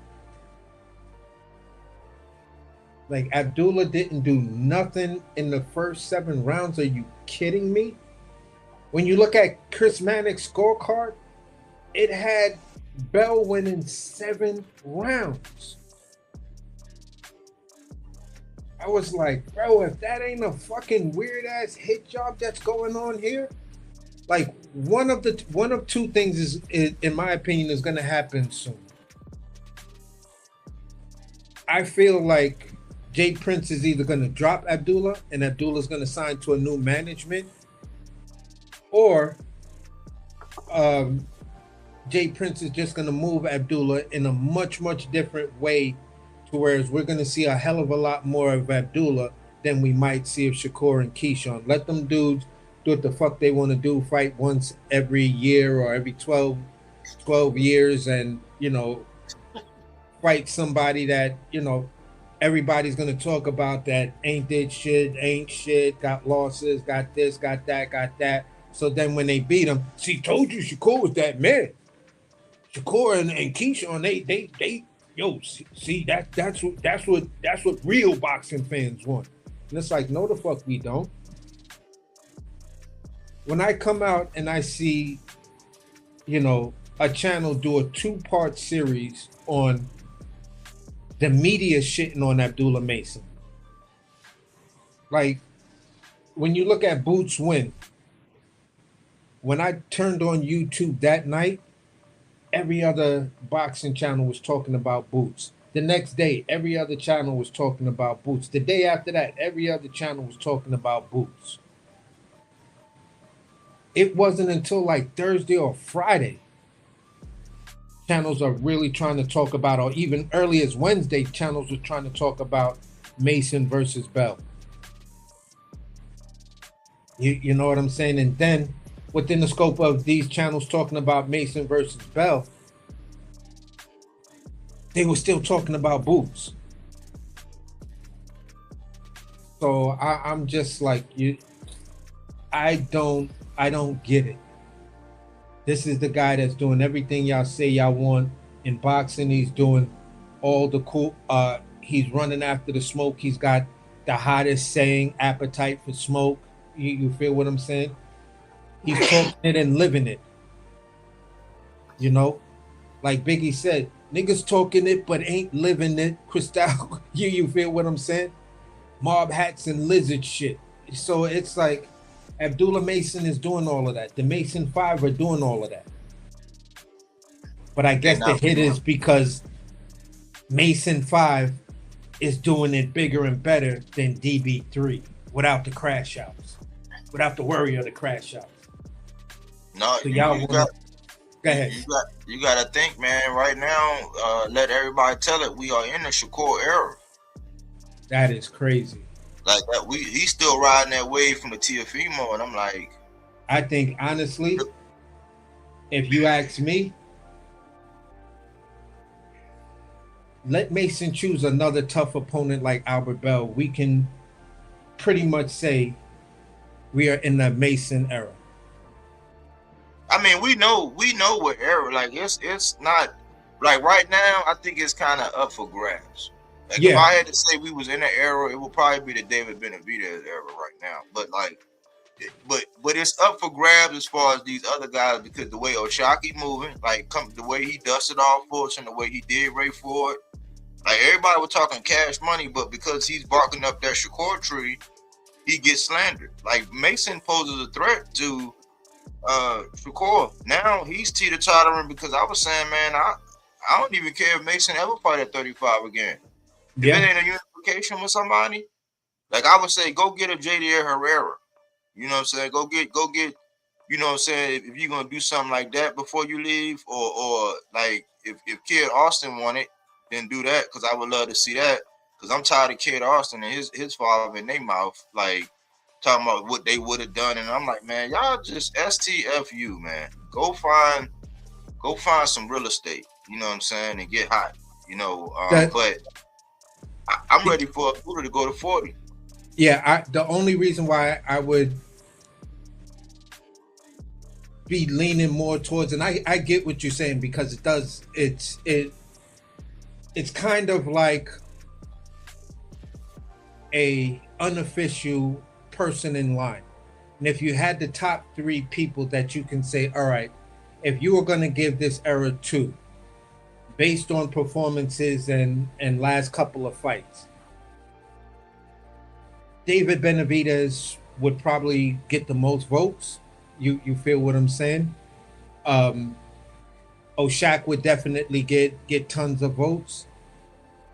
The question mark would be what type of votes Mason would get because you gave us, Sam Noakes, and right after Sam Noakes, you give us Albert Bell.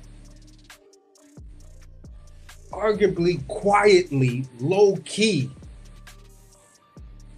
out of active fighters at 35, probably the 2 toughest guys. We just got to see how Sam Noakes looks in his next fight.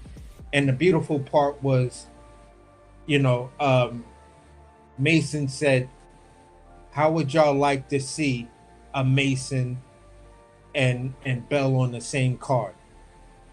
Giving Bell props, like, yeah, I won. I'm original. I've just put myself in a position until Tank comes back. I'm the bag at 35. I might be the potential bag at 35 based on what Top Rank is willing to put out there for me. and my two brothers, and we're pretty much showing them that we're a sound investment. It's pay-per-view versus streaming.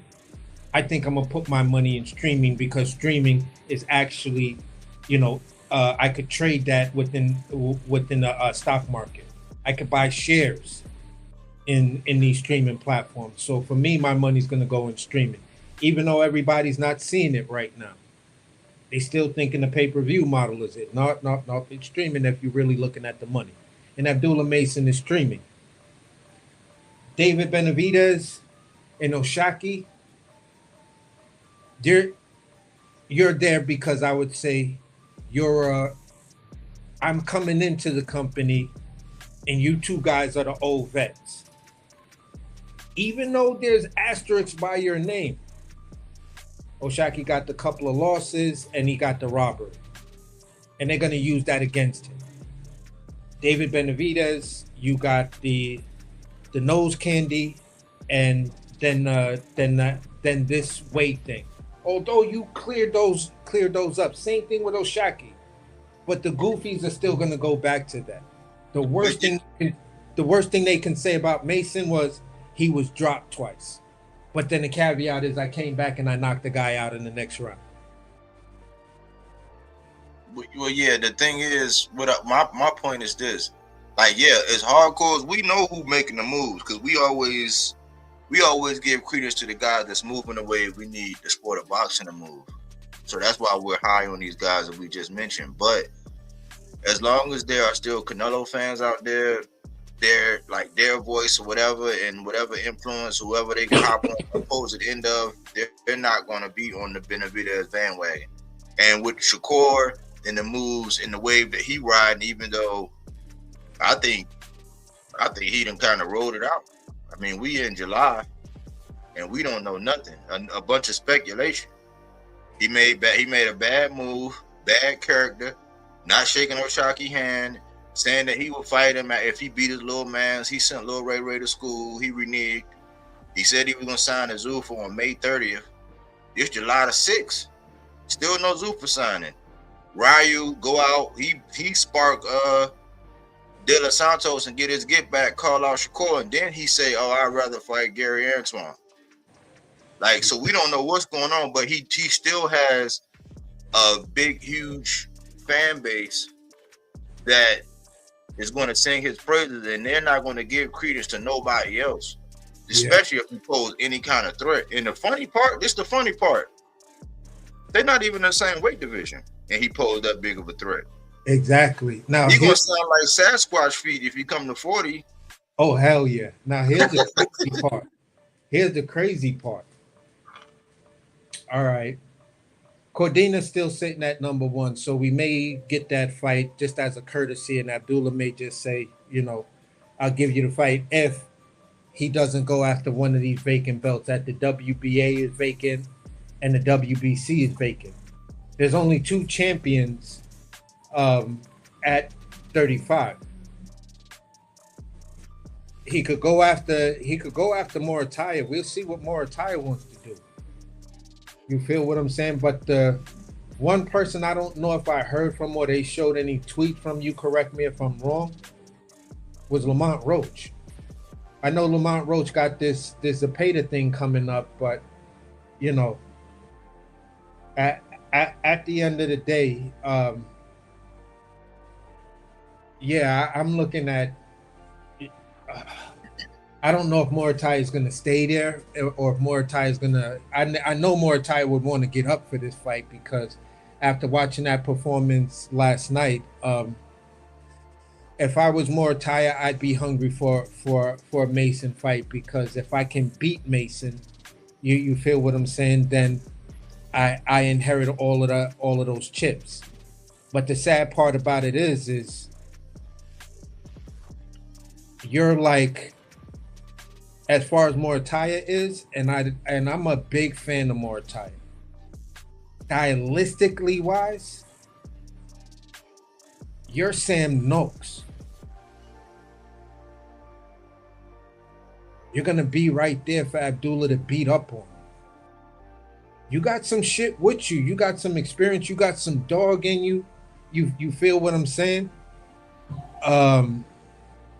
Yeah, that's I think that if he doesn't stay at 35, I would hope that he goes after Morataya. You feel what I'm saying? If not Morataya, JD Herrera. WBA, they're gonna figure out what's gonna go on with that belt. But those are the two fights I think he's got in front of him, with the caveat being probably Joe Cordina. But I would really hope that he, put some pressure on Morataya to say either cough up that IBF, let me get that. You feel what I'm saying? Or get the fuck up out of my division. I think it's already more tired. I think they already gone. Like he got this fight coming up against. I think he gonna fight Conceição, and then he Oh, gone. okay. Okay. Mont Roach gonna fight Zepeda in less than a month's time, a couple weeks, three and a half weeks. He gonna fight Zepeda.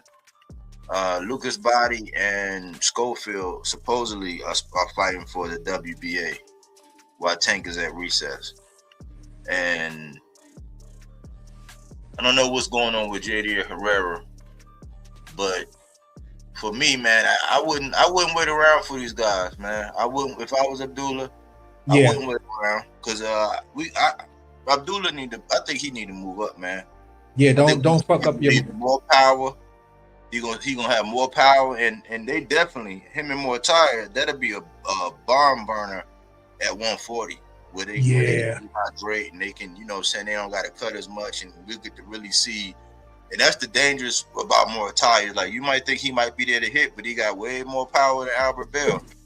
Let me say this funny shit, man. He moves up, right? Abdullah Mason moves up, right? Stays with the WBO. I'm asking this question: where do they place him? Because you got Emiliano Vargas, Linfondo Delgado, Oscar Duarte, and Tito Mercado and Adam Azim as the top 5. At the champ moving up, he would probably leapfrog all of them. He probably leapfrog all of them as the champ moving up. If you go by what they did, look at Keyshawn. Keyshawn did what at 40 to get number 1 at 47. So they going. I mean, we will have to put some eyeballs on, because I don't think he would have to work his way as the champ. Like he not dropping no belt, losing no belt or nothing. He's the champ moving up. You know what I'm saying? Like some bud shit. You know what I'm saying? Like not with undisputed, but with having that WBO. I think you know what I'm saying. I think he would have. He would have So a right to the throne. So what does Shakur do? Does he stay at 40 or does he drop back down to 35? Hey, that's for the Shakurians to figure out. That's why I say this Abdullah coming up there like Sasquatch feet, thunderous. You know what I'm saying? Your heartbeat. You know what I'm saying? Like Sasquatch feet. Like you know what I'm saying? I don't give a fuck. You know what I'm saying? Shakur, hey, shit don't get off the pot, my nigga. Hey, I'm coming up there, man. Exactly. I'm coming up there, bro. And you talking about I'm green? Well, you got that strap. I'm coming up there for that strap, bro. And he knows, and he just proved that he could bite down and deal with you boxers, deal with you pure boxers. You feel what I'm saying? Before I cut out, let me say this. Shakur don't like it to the body. Oh no. He don't like it to the body and all that. Yeah, but Shakur, he's surgical, and if Bell can do that, man, he don't take risks like that. You know what I'm saying? Like, I think I want to see him go to 40, man. I ain't saying he should rush, but like the way I seen him and how his weight, he's a young man. I don't want to spend too much time down there. And even if he don't move up and fight the champ like right away, you know what I'm saying? I wouldn't want him to do that. Use his leverage, his belt as leverage, and continue being a champ, because without a belt, people gonna pick, choose, and refuse and make it hard. But like, I would love that move. Go right up to 40 and be like, hey, I'm here now, bro. Yeah, I'm just like, now it's gonna be a question for you, Body. And it's gonna be a tough question to ask and also answer, because you know how we like our brutal honesty. Abdullah moves up. Does Mercado beat Abdullah at 140?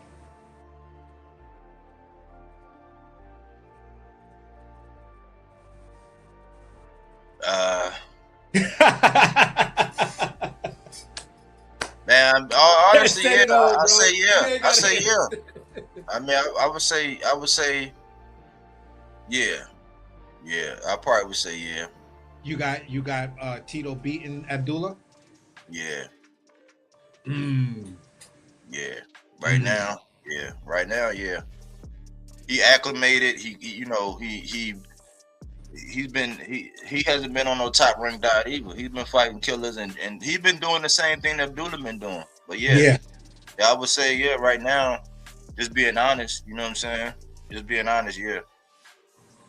I could see it happening, but I think, ooh, I don't know. I can't. I honestly can't call it, because I could see certain things that Abdullah does really well.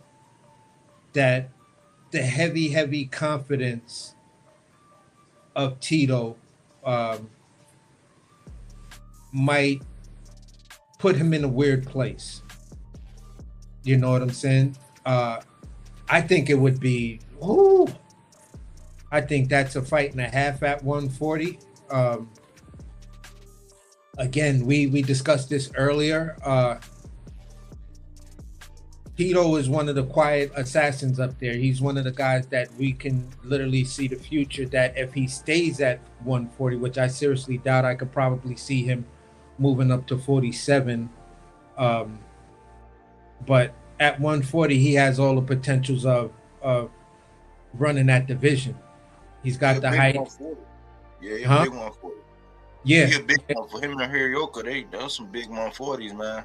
yeah, and that's why I say, like, the fight that I'd be most nervous for Abdullah and his mantra of appetite for smoke, if he stepped out and he said, I want Hirioka. That might be the first fight in me looking at Abdullah like, I don't know if you're going to, like, I said I don't know about Bell, but I would probably be like, I want Abdullah to win, but I think Andy Hirioka is just going to take Abdullah to a different place that there are no visa issues or no crazy shit like that. Like, he's young, and that's the only downfall when it comes down to some of these guys that are a bit more older. They got that natural viciousness in them of being at 140. They've been tasting what power feels like at 140 and things like that. And 140 might be a different animal for Abdullah. You know what I'm saying? If he stays there and runs the gauntlet and goes after the smoke, then I can see him probably taking his first L and then bouncing back. You feel what I'm saying? Like a Gary, probably like an Andy, and some of these other guys who are at 140 and the top contenders at 140. He's not going to play it safe up there. So that's the part that's just going to be like, if he could do it and then stay undefeated and then move to 47, bruh, when he get up to 47, I think dudes is just going to be like, look here, man, just take my belt. I ain't even trying to fight you. Yeah, I mean, it's all in how they move him, man. I don't see them moving him too. I don't see them moving him too crazy, and I wouldn't recommend it because he is still young. He's just but I ain't looking into that part yet. I'm just saying, man. He got a bright future, man, and I know his father, his team, Jay Prince. Because they'll be able to veto or they'll be able to approve or deny.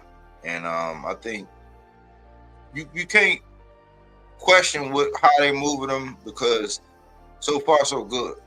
And they've allowed him to be able to make, spread his wings, and he's been taking risks. You know what I'm saying? You don't want to like me personally, I don't want to burn him out or do, because one year, and I'm gonna land here. One year, my guy Bam, he fought 5 times, and that was the late. That's when he got his jaw broke. But he was taking on everybody, and I'm like, you don't want to do that with a guy like that. And he wants it, but see that kind of stuff will happen. Like I think that's the reason why Bam, and he still won, but that's when he got his jaw broken shit. But like fighting like that and fighting them tough joints like back to back like that, you know what I'm saying? That's like you could with a young guy, you could fuck him up. You know what I'm saying? So I think I trust in how they're gonna move him. You know, they're gonna assess the situation. I just think that shit, you go up there and get that Shakur fight. Shit. I don't think he gotta worry about no broken jaw. But yeah, man, I just wanted to salute the young brother, man, and give him his props. He got a clutch gene, and he made his peers look bad. He making his peers look bad, like all the way around. He did the backflip at the end, the uniform, the all white. That shit was crispy. He put on for his family. His father looked good in the coaching effort. You know what I'm saying? Him and Bill, they actually fought. It wasn't no friendly fire and all that, man. I just think that he's on his way. He don't got to worry about saying, oh, he need all the advantages and he need, he got to feel low. He shattered a whole bunch of those things, how these other guys are moving, and it's something that needed to be talked about. A stake needed to be put in the ground, man. So, yeah. For me, where I landed is basically this. In the first couple of rounds, at the end of the rounds, you saw Bell and Mason give each other dap. And then they didn't give each other dap until after the fight. That tells you a dynamic changed, and that switch went on for both of them, to where they both felt, okay, this ain't the sparring match no more. This is a real fucking fight. You feel me? And I think that may be a dynamic a lot of people miss, but it just tells you the mindset that, okay, I'm cool with you. Now I got to fuck you up. And that's the part for me that I just noticed, and I was like, yeah, Bell and Mason in a different place right now.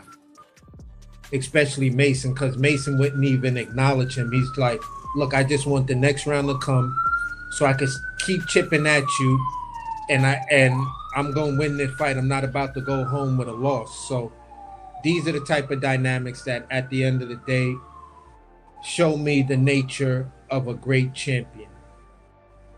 You have to battle within yourself, and that battle within himself and the opponent that's in front of him, that let me know a lot. That let me know a lot of the character. And when you talk about the character of a boxer, these are the things that people want to build and say, yeah, is he the people's champion? Is he this? Is he that? Yeah, he's showing you. The young man is showing you. And what we're looking at and where he may end up, we don't know. You feel me? But I put this out there.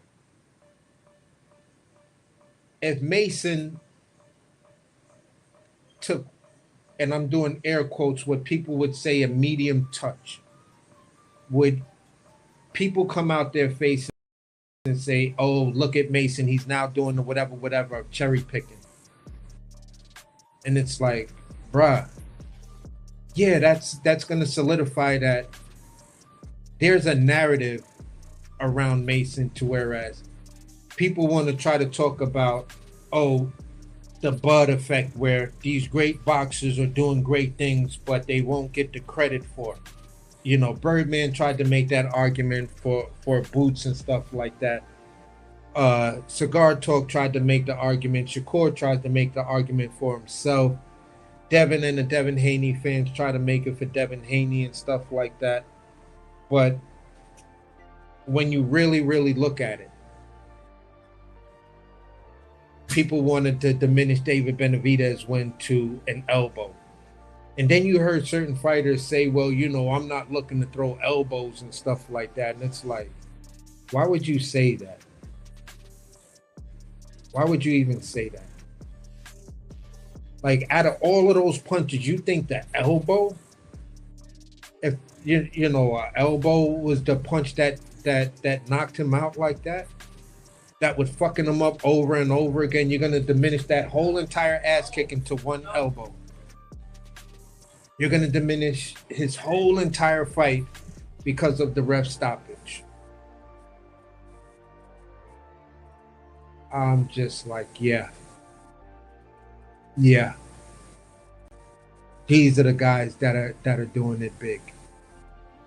When it came down to what's his name, Collazo, down at 112 right now, Puerto Rican dude, because he fucked the dude up the way he fucked him up, Sergio and all of them was coming out, no, this was a cherry pick, this was the worst thing I've ever seen, and yada yada yada. And I'm like, wow, that is crazy how they're looking at these guys that are doing the things and the guys that are really legitimizing their pound for pound or being argued to be on the pound for pound or the face of Latino boxing or whatever. You're taking all of that away from them. So now that Xander lost, Collazo is probably no longer in the conversation of being the face of Puerto Rican boxing or automatically inheriting that face of boxing, of Puerto Rican boxing. So this is just the weird shit of boxing. This is the weird shit of this era of boxing, the social media era. And it's a bit tired, old. Like, let's just appreciate the people who are doing it and running after the smoke. And if they want to take an easy fight in between there because they need to let their body rest, like, you can't go and be banging like that. Like, none of you YouTube dudes are running out in the street and finding the biggest, strongest hitter in the hood and saying every day, listen, I'm going to choose one of these big, heavy hitters in my hood or the next hood, and I'm going to square it off and we going to knock each other out. None of y'all ain't doing the Kimbo Slice type stuff. You know what I'm saying? None of y'all doing the knock 'em down Sandy type stuff. So at the end of the day,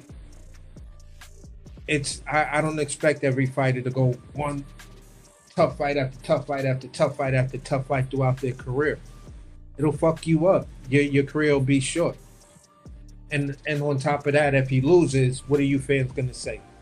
Told you Abdullah Mason was chinny. I was like, when the fuck was Abdullah Mason chinny and Sam Noakes was cracking on him? Wow. He get dropped 2 times in a fight and knocks a guy out. Now he's chinny. Okay, that's what it is. It is what it is. And that's where I landed, man. Great show. On to the next one. I don't know what happened with Slick and stuff like that. Maybe he's preparing for his show and stuff like that. Because usually he be on around this time or whatever, going into 10 o'clock or whatever. So I don't know. I would have loved to hear his take on some of this stuff, but it is what it is. Sometimes we have patience, sometimes we don't. Yeah, just invite him back, man. Just invite him back. Yeah, for sure. But I appreciate you doing your thing as usual, man. Hope you enjoy your evening, man. Good stuff. Yeah, same to you, bro. On to the next one, man. All right.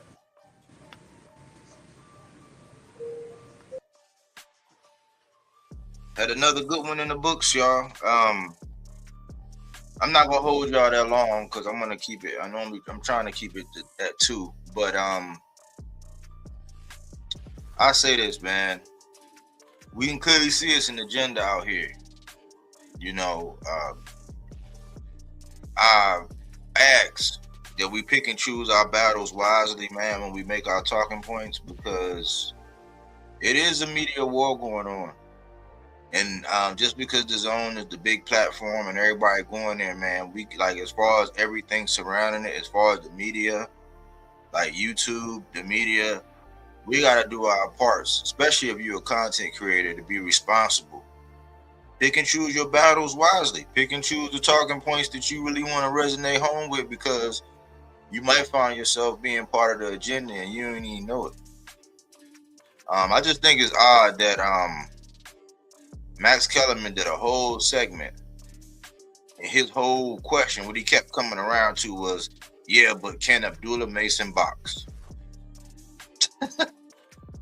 This is the same guy that'll sit down on a Zuffa card and be going toe-to-toe with Andre Ward on some boxing stuff, like literally going back and forth with Andre Ward on boxing stuff. Not boxing talk and boxing politics and, you know, the landscape. No, I'm talking about technical boxing, like what Andre Ward is saying, what the fighter's doing. He's going toe to toe with Andre Ward on some boxing stuff. Then you got Max Kellerman, where they act like whatever he said the gospel. You got the hitman and Chris, big head, blue suit Mannix with his salacious, what you call it, unofficial scorecards. And the reason why people don't want, the reason why people are like, some people are against open scoring is because the same thing that happens whenever I render my scorecard versus what they've been saying, it's going to hold them accountable. You got to think about it. If there's unofficial scoring and they got to call out those unofficial scorecards, those media people are not going to be able to play those games. They can, but then people are going to be protesting. Like, people are going to get real, like, because people are already getting antsy about, like, what are you talking about? What are you calling? Why do y'all conveniently talk about something else, some kind of crazy, stupid, asinine fun fact or something, right when, you know, the guy that y'all are actually shitting on is punching the dude in the face or in the stomach? You know, people are starting to notice, man. And if you didn't hear this in the beginning, but I've said this on several videos, this whole thing where everybody's coming to the Zone, because they, you know, especially with the speculation that PBC might be coming over to the Zone, they got to do something about these guys calling these fights. If it's cross promotion, that shit need to be like, the people that's calling the fight, they need to mix that up. It need to be like somebody that's from the top rank side, you know what I'm saying? Somebody from the Matchroom side, like the same way they do reps, where it's like you get one from your country, one from their country, and then one from a country outside, like outside of that, a neutral. It kind of got to be like that, because you can clearly see that because they rock with a certain faction and they get paid by the people that's paying the guys that are deemed as their guys, like Allah. And let's just say you go work for Zuffa, you getting a Zuffa check. Well, Turkey owned almost half of that shit, right? But he's cutting the check to Andre Ward. If you got the Ring magazine, they're cutting a check to Max Kellerman, Andre Ward, Chris Mannix, Sergio Mora. And all these guys are getting checked. So then when they choose fighters, like their fighters, like let's say Shakur, right? Or any one of these guys that's their guy, you know, the Matchroom guys. Let's just say Ben Whitaker, for illustration purposes. They have an agenda to promote and to push them. So if they don't have, let's just say they don't have a dog in the race, but it's an up-and-coming guy or another guy that might be a potential threat or an op, they shouldn't be allowed to just say whatever they want about them guys and just shit on those guys as they fight. Because we just experienced this with the, I just went through this with the Oshaki fight. When Oshaki and Ray Ford, I'm like, I don't know what fight are they watching? What are they talking about? My scorecard was right as rain. Same thing. My scorecard this time was right as rain. You wouldn't have known listening to them. But when it's cross promotional, they got to do something about that, man. I don't think Max Kellerman should really be qualified to be able to sit down and ask a question like, can Abdullah Mason box? That's just me. I don't know what except for being a hired hitman, a paid writer. Like, who the fuck gives about who cares what Mike Carpenter got to say about something? He's getting paid to say what he's saying. You know what I'm saying? Now we know why Tim is doing what he do. He finally, you know what I'm saying? I guess he finally crossed over and got his little check. So we know why he get bipolar. One day he right his rain, next day he bipolar and saying some crazy shit. Why? Because it's catering to a narrative and an agenda. I'm just asking other content creators, man, pick and choose your battles and what you really want to drive home, man, because you might find yourself being a part of the agenda or being a hypocrite. Create narrative just like them. Like, you get online and you talk about all these other people talking about narratives and spewing this and that, and then you doing the same exact thing. Let's just keep it all the way a buck, man, and just talk about exactly what we see. No matter how ugly the truth is the truth. It is what it is. But then again, I mean, you might be one of them people that like being lied to. You know what I'm saying? I don't know. But I know Abdullah got a clutch gene. I know that there are people in the sport that are making moves. And just because you might be a fan of this particular fighter over there, don't be a part of the agenda to shit on the other guys who's doing what's right for the sport. Because you do know that you might find yourself in a situation like me where a lot of my guys have been inactive. Like my top guys, they've been inactive. It didn't stop the show. It didn't stop me from doing content, but they've been inactive. What did I have to do? Do what I always do. Talk about them all and really harp on the guys at the current time that's moving the way we need the sport to move. And just telling the truth. That's probably why I'm not going to get any interviews. Why? If I was getting interviews, right, and you sat down with me and we had a little whatever, and you go out there and you do something and we all see it, and it, you know what I'm saying, and it might not be the best, I might probably gonna get no more interviews. Why? Because I have to come out and be what the other guys are not and just tell the truth about what I saw. You might have got a gift. So maybe it is good I don't do interviews. I'm not sure. But that's not going to stop me from speaking the truth. Because silence is consent. You know, and we're not going to be like everybody else. The way these record execs, they come up in the music business. You know what I'm saying? People just grape them. Then they sign an artist. Then they grape them. You know what I'm saying? It's like, where does it stop? So we complain about these guys in the media doing what they do, and then we have channels and then we do exactly what they do. Nah, bro.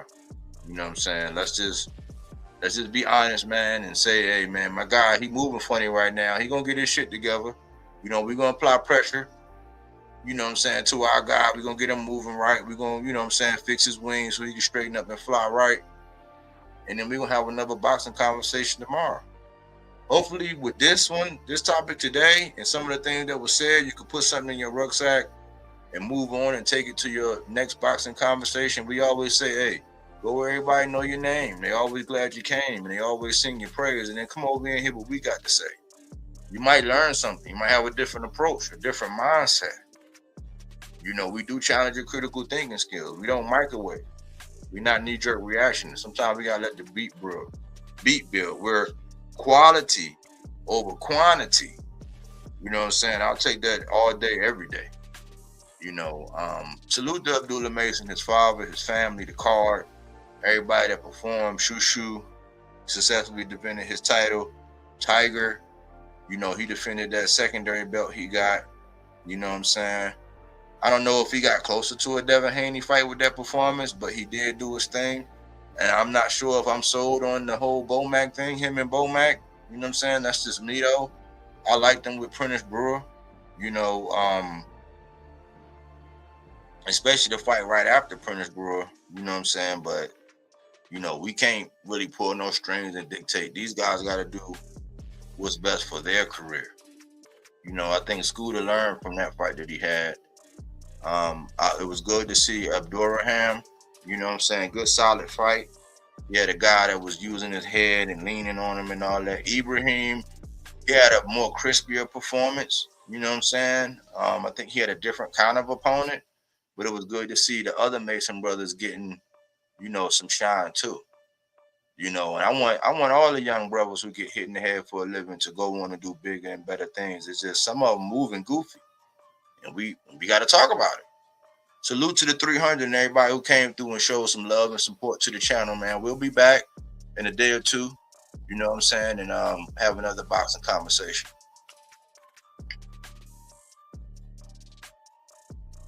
But salute to Abdullah Mason, and still, he retained his WBO. He showed that he got a clutch gene, and he's doing damn near everything right now.